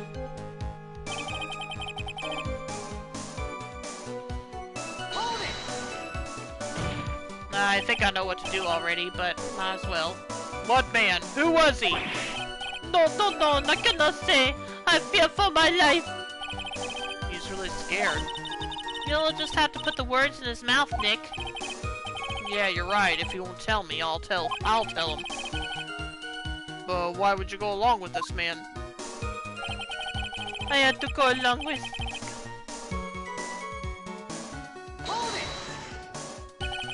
And what reason would that be, Mr. Armstrong? You know, monsieur. Yes? Surely you cannot expect a young maiden to talk about such an embarrassment.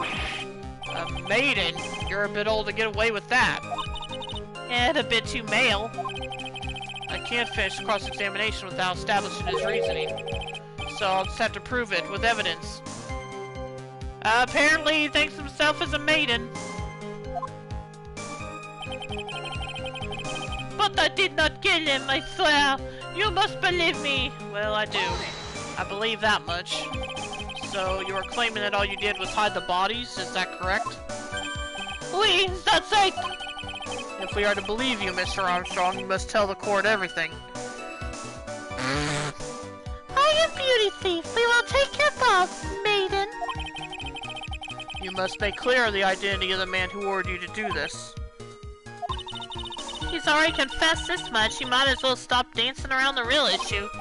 Yeah, but he really doesn't want to tell us who the killer is. Then suck it to him, Nick. Yeah, that's not a bad idea. Okay. The man forced me to do it. I had no choice. I had to go on this because Okay, I think what... I'm gonna pause save again to be sure, but I think what I need to do... is this. Objection! You have a $500,000 debt, don't you? $500,000? Is this true, Mr. Armstrong? Oui, je suis désolé. I was sick and I borrowed the money.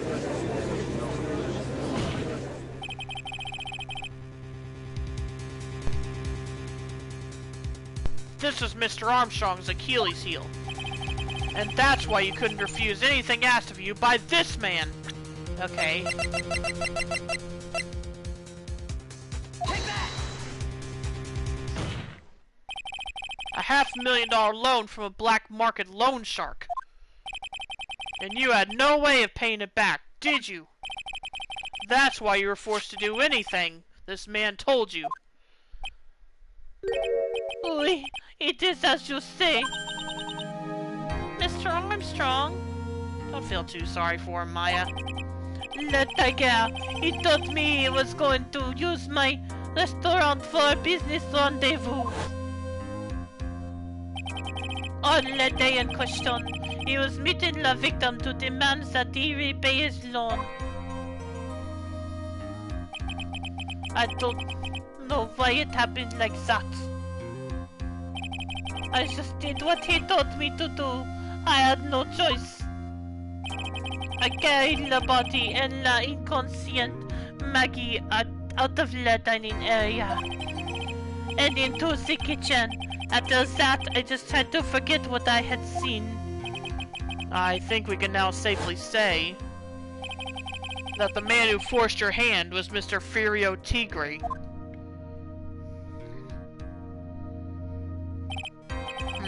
I do have one further question for you, Mr. Armstrong. The poison and the lottery ticket that were found in the defendant's apron pocket. Was that your doing as well? No, I knew nothing about that. Making it look like it was Maggie who had done it. I was not. It is despicable.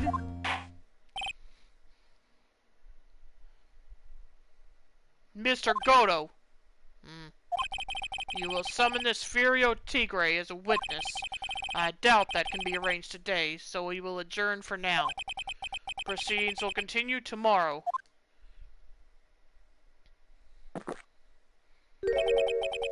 "30 minutes.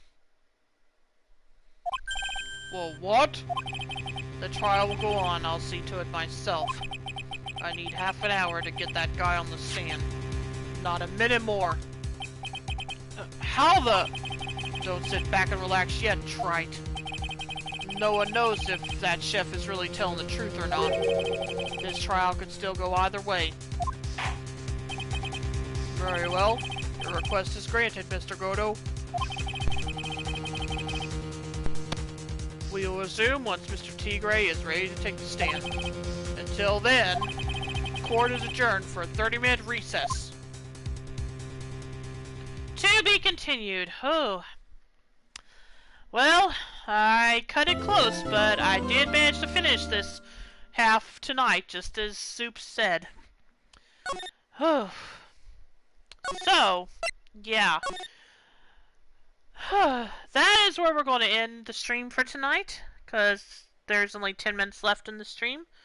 So, as I said, I did cut it close, but I did finish it tonight, just like Soup said I would.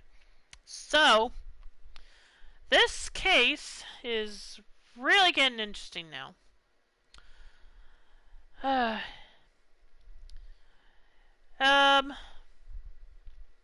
So again, this is where we'll be in the stream for tonight. So I hope you enjoyed tonight's stream.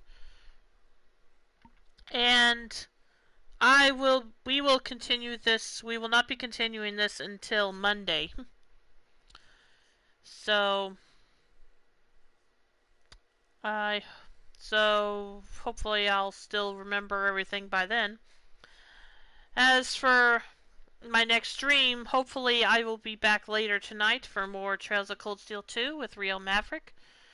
But again, if not, I will not be back till Monday, so If I don't see you tonight for any reason, I hope you all have a great weekend.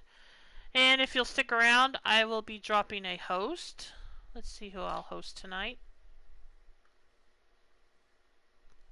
Today's stream has been brought to you by the letter F and the number 0. Is that a jab at me? Okay, let's see.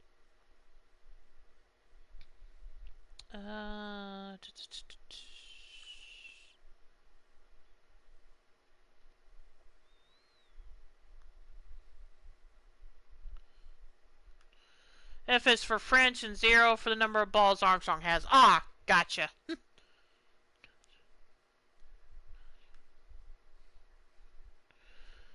Let's see.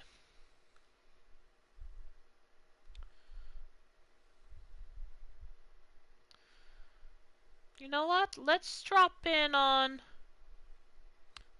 host with Kupoyo, who is playing Genshin Impact. I don't think I usually see her this early, so it'll be a nice change. Anyway, I hope you all, again, I hope you enjoyed tonight's stream, and again, if I don't see you later tonight, I will be back on Monday to continue this trial. So again, hope you all have a great weekend. Have a good night, and take care, everyone. Bye.